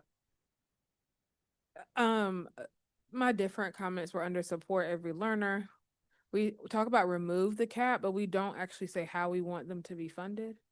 Like how we want ELL students to be funded or how we want IIG students to be funded. You just say remove the cap. So I wonder if there's a second part of that to say fund at the level within the school system or fully fund, the percentage matches the percentage. And I don't know what the answer is, but we talk about removing the cap. We just need to insert what we actually want to see there. Yep. So that was a conversation also. And if you look at the document that's linked in the title, it speaks to some of that, but overarchingly to move to a weighted model so that students in each district get what they need, which is the last bullet point. So it's weighted. So if you have, even if people are, students are twice identified, if you have identified 18% of your students as AIG, that support would be there. That's not as clear in this written report. So I would just make it clear. Okay. The weighted formula is explicitly talked about under exceptional children. children, but not And in explicitly general. talked about at the end, but the other two just say remove cap. So I would just figure out how to make that feel explicit throughout. Okay. Thank you. And I'm wondering if y'all had discussions around some of the studies that the legislator has already done about weighted formulas? Okay, because pulling some of that data might be interesting for this too. Yep, I email it. I think I email it to y'all. If I didn't, I'll email it. But somebody brought in documents for us. Any other questions or comments? You said this is for action tonight, so that's, we would make a motion pending the amendments and suggestions that we offered this evening. Yep, and I will send those over. But basically the top 3 so that we can get the information to OPA. Fully funding.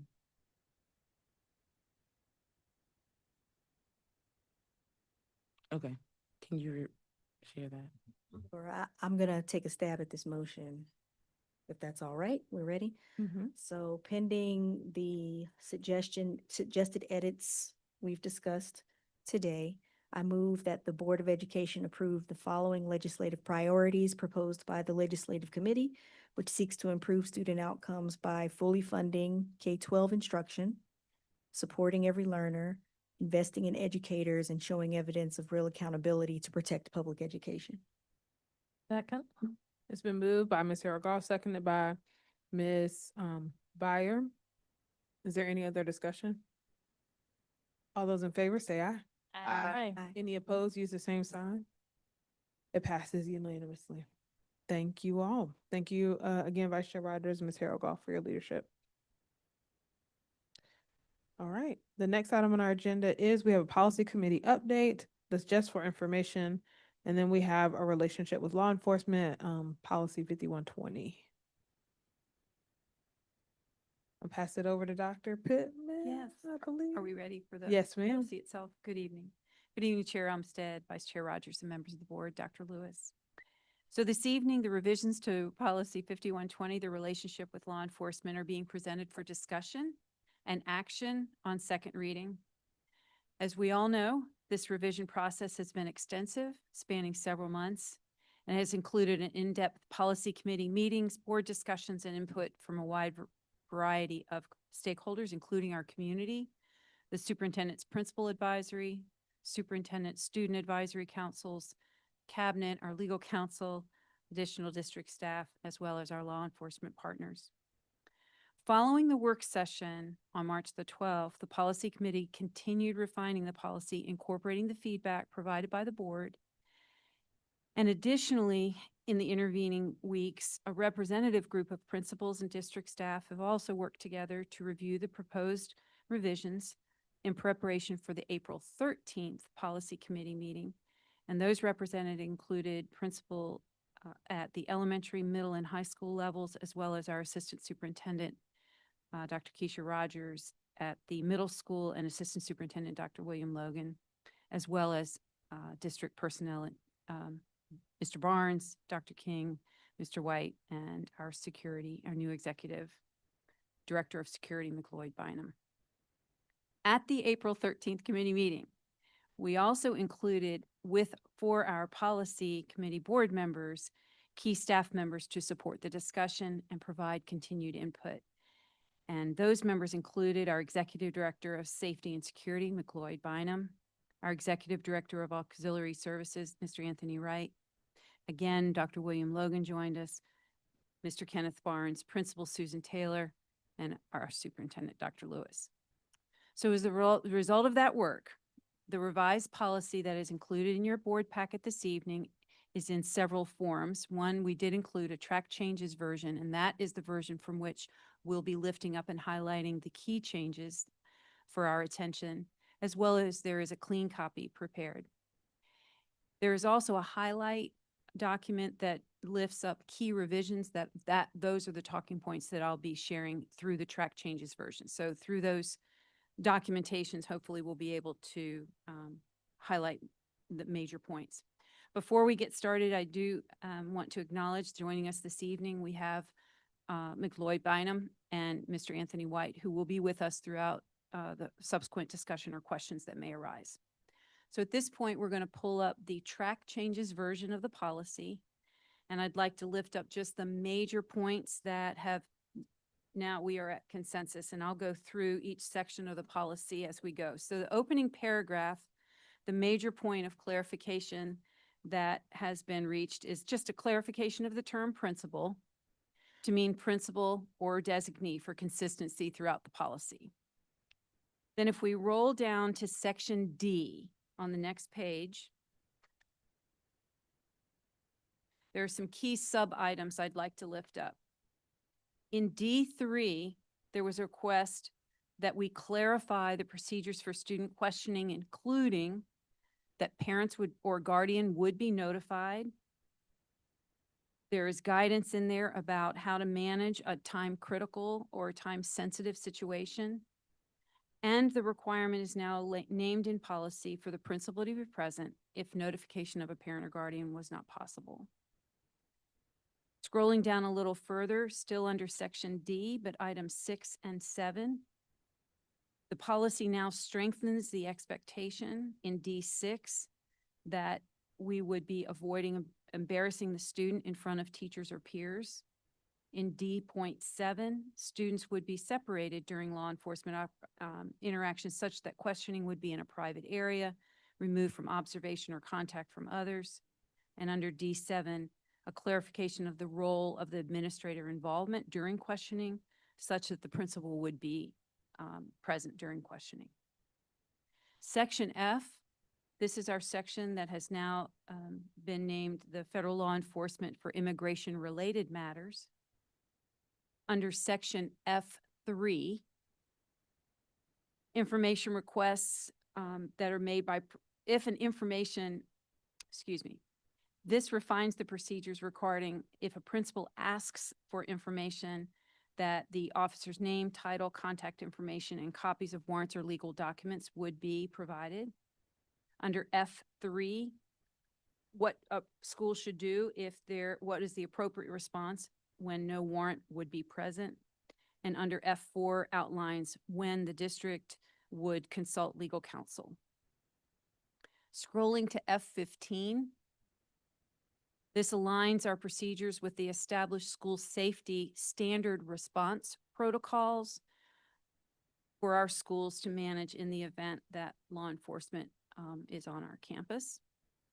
And then finally, under section I for training, there was a directive request that we'll see in here. The November 2025 board resolution is lifted up explicitly, including training for all school personnel on responding to immigration-related requests, clear referral protocols, and protection of student rights.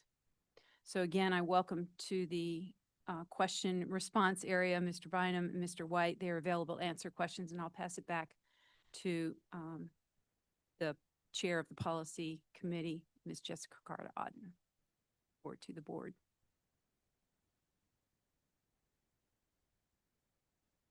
Thanks so much, Dr. Pittman.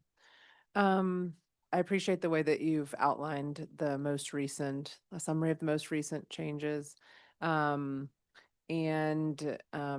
Just very excited to have this policy here today. As you named, this is an example of a policy we've not only put lots of work into, but we've gotten feedback from so many hands have been in this. And I think it makes it a stronger policy because we've gotten feedback from staff that are on the ground in schools, in our classrooms, administrators in schools, safety and security, legal team, sheriff's department, families that could be impacted by this, and had lots of robust conversation with folks and made edits in response to different folks' feedback. And who am I missing? Oh, students also, Superintendent Student Advisory Council. So I think, I'm excited to hear what other board members are thinking at this point. And I'm proud of this version and think it's going to be, it's going to strengthen our ability to keep all of our schools and all of our students safe and build better partnerships with law enforcement. So thanks. Ms. Byer. So I'm so appreciative of the work that's gotten us here and hope that we can resolve this entirely tonight. So we can move on to the other policies that are waiting. Under F, one, I think we need to insert in F1 in that first sentence that we're asking them to report to the school district's main office, not the school's main office. I think that was the intent. No. I think we were trying to actually get them out of the main office rather than. Am I remembering that entirely wrong? Why do we want them in the, I thought we were trying to push them downtown. For anything to do with immigration, it is like make it clear from the jump that it goes downtown, not into a school. Yeah, I think we were trying to not push them downtown for fear of our principals getting into a confrontation with them saying, you can't come in here, you have to go downtown. I think that was part of the conversation, not wanting to put our principals in that standpoint of saying, because it also aligns with our current guidance of they report to the school main office, the principals will work with our identified individual here at the district office to determine if it is a valid judicial signed warrant. And then our law enforcement officers will show up there as well. We didn't want to create a sense that if this is written in policy, one can interpret that when they do show up at the school, that they've been cleared because they went downtown first, and that's certainly not the case. And then I think the overarching part of the conversation was we know that federal law enforcement are probably not going to read this policy, probably not going to care what's in this policy, but we wanted to make sure that it aligned with our current procedures and not put our principals in that uncompromising position where they're saying, no, you have to go downtown, and law enforcement officers will say, no, I'm staying here.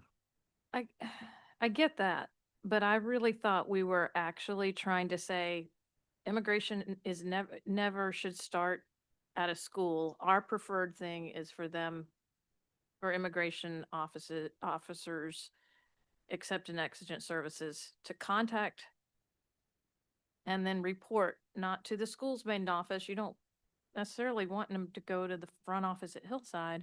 You'd rather them come and clear stuff with you. Maybe I'm just totally wrong. I just really, really thought we had gotten it to the place where we wanted it coming your way. I know we don't want the conflict. I totally get that we don't want the conflict. But to write it in here that it seems like we've written something that is conflicting with itself in policy language, so. And we'll just reiterate, this is our current guidance and aligns with our current practice should immigration officials show up at our schools. I can be wrong all by myself. I just really thought we had resolved it that we actually wanted to be explicit, that we wanted them to actually not come to schools. Like, don't come to schools. It doesn't have anything to do with schools. You are correct in your remembrance of the discussion.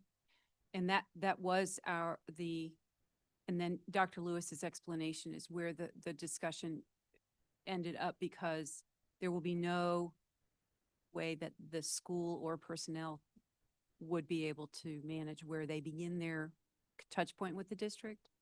And often it is at the school level. And I've asked Mr. Bynum to be at the ready, just a normal practice is how that unfolds, if that would be helpful. But there was extensive conversation. Yeah, around. no, I remember the like, we don't want a conflict. I got that. I just didn't, I thought we were being pretty explicit from the jump that actually it shouldn't be in schools. It shouldn't be in schools. By the way, it shouldn't be in schools, so, yeah. I think I'm remembering both of these things, an intensive conversation around this, agreement that we don't want them in schools, and Dr. Lewis's feedback on it. I wonder if we could, I also don't want them in schools, and in other places of the policy we set about expectations, even though we don't think they're going to follow them, but we put them in policy to state this is what we want. So we could here also state that they are supposed to contact the superintendent's office and present to to central office, but then clearly also state how principals and other school administrators need to respond if they don't do that. Because I just want this to also be clear guidance for those that are on the ground, so they're not confused about what to do if and when they do present at schools. So I'd be open to that as some kind of a middle ground to both protect our administrators, but establish a clear expectation that it is our preference that they start with central office. Don't know how others feel about that, but. May I make a suggestion? In reading the provision sort of all together, I think it talks about the immigration officers shall contact the superintendent's office, et cetera, and report to the main office before visiting a school. I think the rest of this provision is just about before visiting a school, whereas if you're reporting to the main office, you're already in the school. And so what if you just took out report to the school's main office? Just say before you even arrive, we expect that you make contact with someone and have a conversation on the phone. Because then the rest of this talks about what happens when they show up. Yeah, and that may have been why it confused me, especially because it says report to the school's main office before you visit a school, which is like don't go there, but if you're there, go to the office. I mean, yeah. So if it just said you're supposed to contact the superintendent or principal before visiting a school, and that's what this provision is about, and then what happens when they show up physically is covered in the rest of it.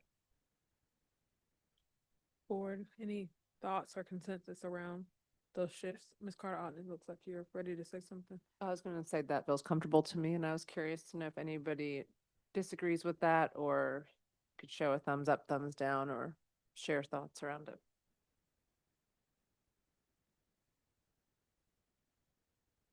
Ms. Chavez, do you have a comment or? Okay, go ahead. On this one, on this Yes, part? I just wanted to hear from Dr. Lewis, your thought on this. I'm not at it. I just wanted to hear your thought on that. I was going to punt it to, keep wanting to call you Detective Bynum. We still are I'm sure you serve plenty of warrants, right? And so how does this sit with you in terms of, I know this is about the federal immigration, any feedback? And can you introduce yourself for everyone who's welcome to your first meeting? Yes. Oh, here we go. I am McLeod Bonham. I appreciate you all having me here. Of course, the new executive director, safety and security. I do have some feedback on this, and I was kind of brought up to speed within my last 2 weeks about this. And I have, of course, been on several ones and dealing with ICE and the whole immigration.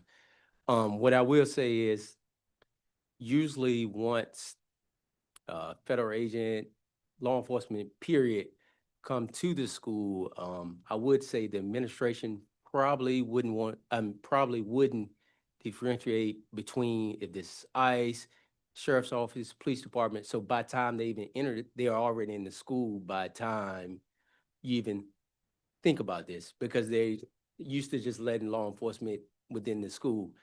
So to say, they need to go down to the district prior to, usually they're already in the school, because you're just going to invite law enforcement in, and the principal, secretary, most likely they see a uniform, some type of uniform, they kind of put them all together in one. So when we're looking at it, they're already inside the school. So if we saying go talk to the district, but now we're saying get out of my school, which the confrontation is now starting to build. We're telling them, get out of my school, you need to go to the district, and they're already in the school at this point. So I would say, I did say, you kind of want to keep your administrative out of being in confrontational situations and trying to tell a federal agent or any law enforcement what you need to do, those things. And it kind of puts them in a compromising situation, because ultimately the federal agent know what they can and cannot do when it comes into it. Most administration wouldn't be able to tell and understand if this is a valid warrant, if it's not a valid warrant, if it's an administrative warrant just for reasons to be deported, or it's actually an arrest warrant. All those things come into play. And when you're kind of putting it in the administrative hands right then to make these decisions and have kind of compromising altercations, it kind of put him in a situation where resist, delay, and obstruct comes into play and all these different things where they have to answer to this. So, yeah, I would say, kind of saying going to the district level, and they already in the building is kind of null and void. Even if it is a signed judicial warrant, which we've given them examples of, from a principal standpoint, if they show a signed judicial warrant and we have in here, still have to report to the district office, would they leave at that point? Probably not. They have certain policies they have to go by, but ultimately, if it's a signed warrant and they have reason to believe that this person is here, and most of the time, when it comes to warrants, they already did their due diligence and their homework in as to, you may not even know they're on your campus. They may already actually looking to see if this individual is walking into school. So they already kind of have done the intel, and that's the reason why they're there, because they have done the intel already prior to even coming to the school, to be honest.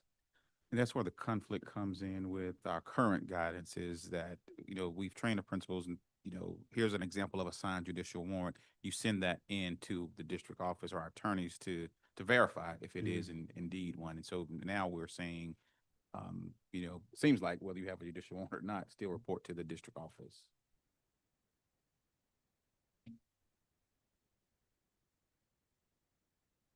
Colleagues, questions, thoughts? Feel like that might bring up more questions for me, but I know we've been working on this policy for a while, but.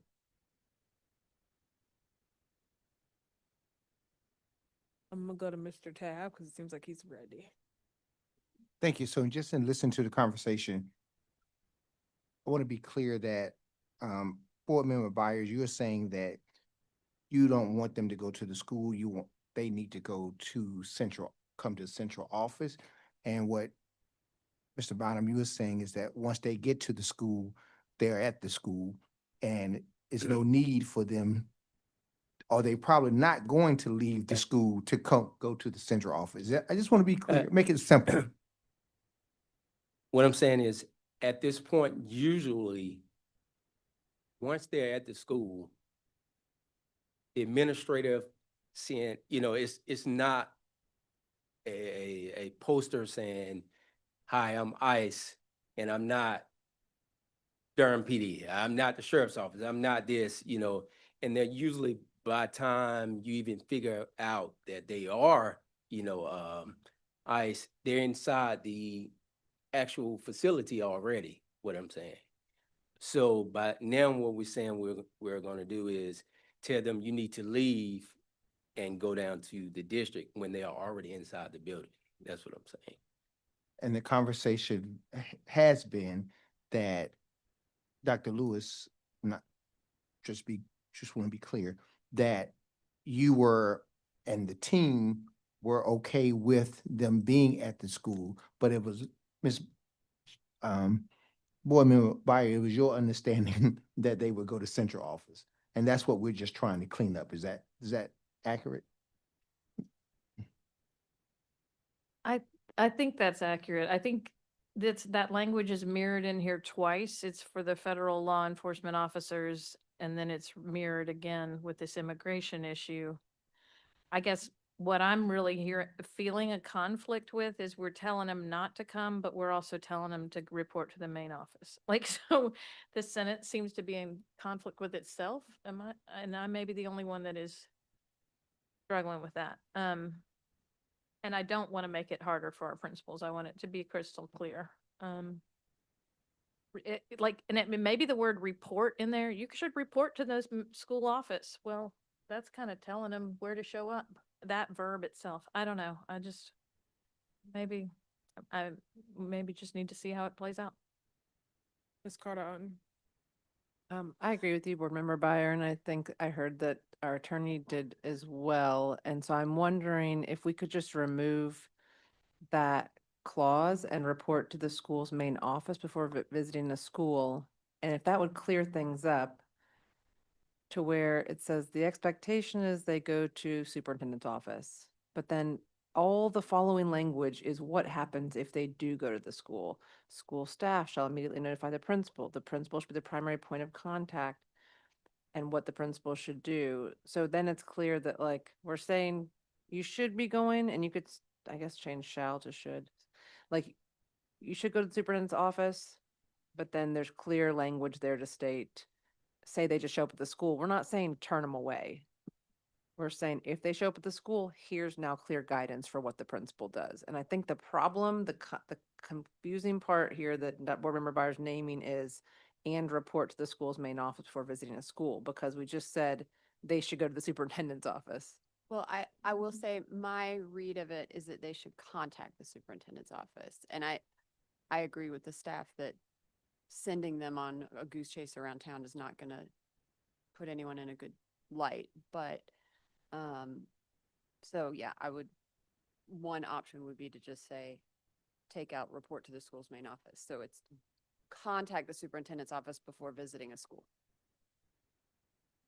Then number two gives the school staff direction if they show up to the school. And then I'll argue the other point, which I don't want to keep belaboring this one word, but we do want something that as much as possible holds them in the office rather than dispersing them out. So that was the other reason it referred to the main office. Like all the stuff was supposed to go on in the main office. They weren't supposed to be going down the halls. They weren't supposed to be interacting with the general student body. So maybe, anyway, and maybe this is the best we can do. I don't know. Yeah, I also certainly think it's fine to keep it the way it is. You say it one more time. Yes, the way it's drafted here, I think is also fine. We're just looking for options. Other questions or comments on this language? We have a proposal to leave it just as it is. Also a proposal to remove the report to the school's main office. I'm looking at my colleagues. If you would like to keep the language as it is, if you can give me a thumbs up. I just want to note that the immigration officer shall remain in the administrative office is already in number 5. In number 5, what 5? Which 5? F5? I'm okay either way. I do think I hear what board member Byer flagged about it potentially being confusing. So if we think that, we take it out, and it's already named below in number 5, clearly that they need to stay in the administrative office while the principal does the things.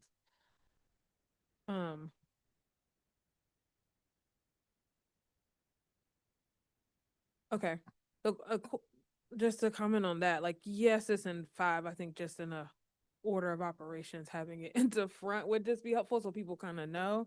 I think generally speaking, principals are probably going to say, I need you to come in a conference room and sit down so I can do all the things I need to do. But I understand why we want to keep that clear in policy.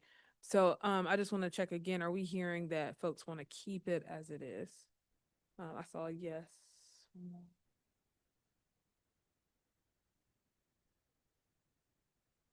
Okay, so I see 3 thumbs up, so that means there's not a full consensus there. Is there a recommendation to do something different? Ms. Chavez? Can we read the sentence if we add the contact? Contact the superintendent's office? And how would we change it? That's what I'm saying. Can we just read it? For Ms. Dubison's recommendation is what you're asking? Can you say what your recommendation was? Then it would read, immigration office shall, except in exigent circumstances, contact the superintendent's office, school principal, or other appropriate school administrator before visiting a school. Then it becomes about advance notice. Give a thumbs up to that. Can I add another one that may be even more helpful? Immigration officers shall, except in exigent circumstances, contact the superintendent's office or other district school administrators before visiting a school. It takes the school office out of it. It takes the school principal out of it. I like that because then in 2, it says exactly what's supposed to happen if they appear at the school site. And it also says that in number 3, and it kind of goes into details of what happens then, but it starts off very clearly stating that the expectation is they contact the superintendent or district first. But we also would need to change that up in the, in the other portion. Are we asking for both? Right, so in the, under D, local, state, federal law enforcement for non-school related matters also has similar language. Are we asking to change in both? Or are we also just asking to change in F? Just so I can be clear, I think just just in F.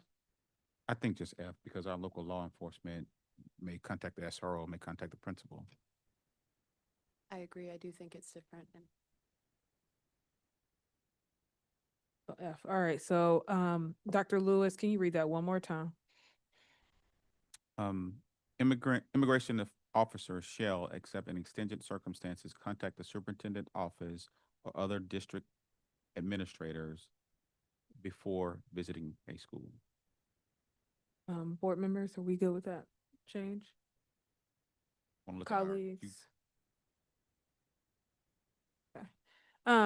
Could we add then just in that second bullet, principals shall notify immigration officers, school staff should immediately notify principals, and it could be officers are to remain in the front office or remain out of sight of students or something along those lines in that second line.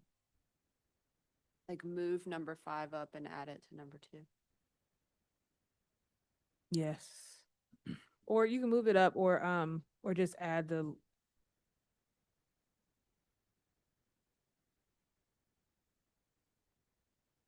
maybe not the whole thing, because it's while the principal collects information and reviews. Yes, maybe, yeah.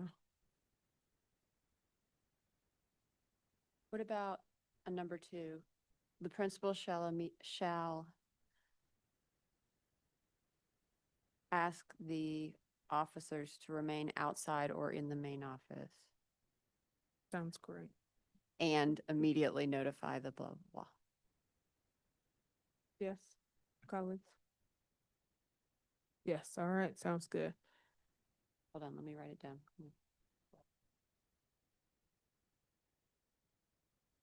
Working it out as we go along tonight in the second reading.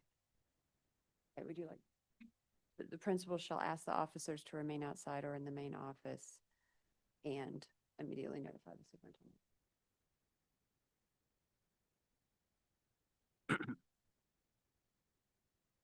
I like the wording, but I guess what I'm trying to get at is compromising your administrative staff, tell someone to get out. I guess that's trying not to compromise the staff in being in positions to tell someone to get out of their building, a federal agent, and they have reasoning to be, to be there. I guess that's what I'm trying to get at. Yeah, I think we're concerned that folks wouldn't have reason to be there. They're just there because, and then I think that's, I'm not telling you to say get out. What I'm saying is, I need you to step outside while I do my due diligence on my end to make sure that we follow the processes and procedures. Or wait right here. Wait right here.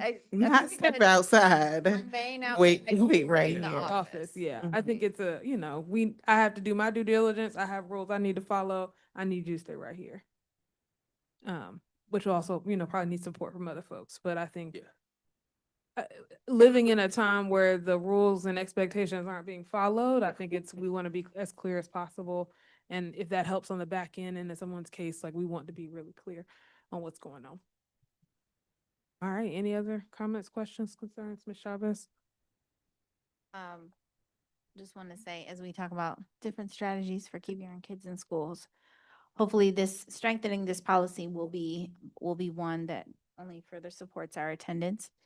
I wanted to look real quick at D7. This piece was added with the exception of the principal who must be present during the questioning as provided in section D7 above, but I believe that's supposed to say D3. I believe that's right. Okay. That's a typo. So, okay, just adjusting that. And then, the parallel to that below F12, to that section, not not the part I read, but the section where it says questioning by immigration officers should be conducted in a private room or area removed from observation by or contact with other students and school personnel. We don't have a piece around principals being able to be in the room with a student who would be questioned for the immigration enforcement part. But can we remove the and school personnel piece so that it would not preclude the possibility of a principal being present in that questioning of a student? And just, I guess, building off of that, is there a reason why we wouldn't allow principals? I or think say- you do have it. It's above, under number 9. In cases where the parent cannot be reached, the principal Oh, must be yes. present.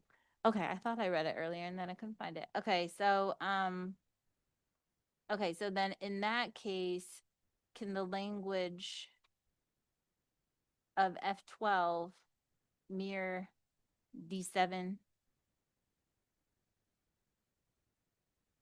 With the exception of the principal, like, and other school personnel, with the exception of the principal who may be present during the questioning as provided in section F9 above?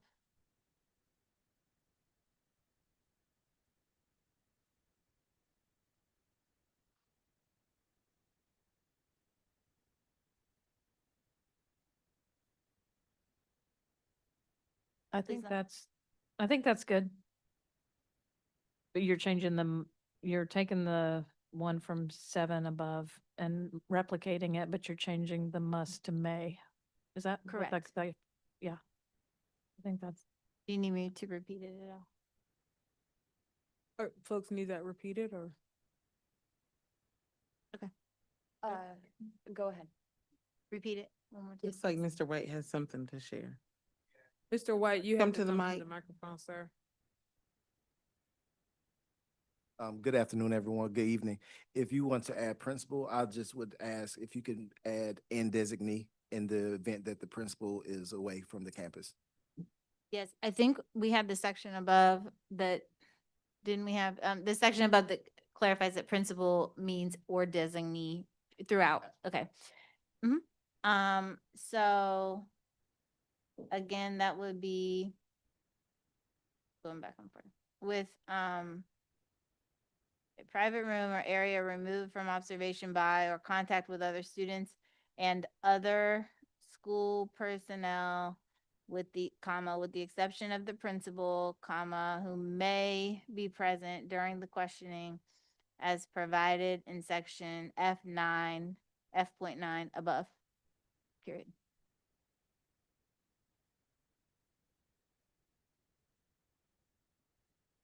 Comments on that? Right, any other changes we want to propose? Motion to approve with the amendments that we've made tonight? Make a motion that we approve policy 5120 for second reading with the amendments made tonight. Second. It's been moved by Vice Chair Rogers, seconded by Ms. Harold Goff and Ms. Carter Otten. Any other questions? I do a check on Dr. Pittman. Yes. You good? Okay, all right. I Um, saw you still writing. I do have one question. What happens after we pass this policy? How is that communicated with staff, families, et cetera? I think we will take a look at this policy and see where revisions need to be made to our existing guidance and make those revisions. And we can have some additional conversations as it relates to, because we typically don't communicate with families when we pass a policy. So we maybe just have some additional conversation on what that communication looks like. Yes, and what we don't traditionally, it might be something for us to consider, especially as the policies that are impacting families, right? And students, and then how do we also communicate that in a way that's accessible, I think, to families and students? Our policy legalese can be complicated, and so how do we do it in a way that just feels easy? So people understand. Any other comments? Ms. Byer? Yeah, I think one of the most important things that is a small sentence in here that we added and wrestled with how to say was that, is it F15? Oh, ginormous policy. Standard response protocols will be followed if immigration officers appear at a school site or are otherwise present on or near school property. And I think that notion alone is going to be helpful for our families to know quickly, that that's new and what that might look like. That I think is really, really a critical improvement. Thank y'all. Carol Goff? I'm speaking real green on this, but I like how, we had the key policy revisions and it was bulleted, kind of simple language like that. I think that's something that can easily be pulled. And a suggestion might be to do it through social media or on the website, or, have a place on the website where there's just a notice. Policy such and such and such and such, check out the key policy amendments or something like that, just so that, something simple. All right, any other comments, discussion? All those in favor say aye. Aye. Any opposed, use the same sign. That passes unanimously. All right. The next item on our agenda is for information only, so we have grants, gifts, and donations. The next item on our agenda is a closed session. I move that we go into closed session for the reasons stated in the agenda. Second. Been moved by Ms. Harold Goff and seconded by Ms. Byer that we go into closed session for the reasons stated on the agenda. Is there any other discussion? All those in favor, say aye. Aye. Any opposed, use the same sign. We're now moved into closed session, passes unanimously. Good night, everyone who's streaming. We will not come back to the live stream after closed session. Thank you.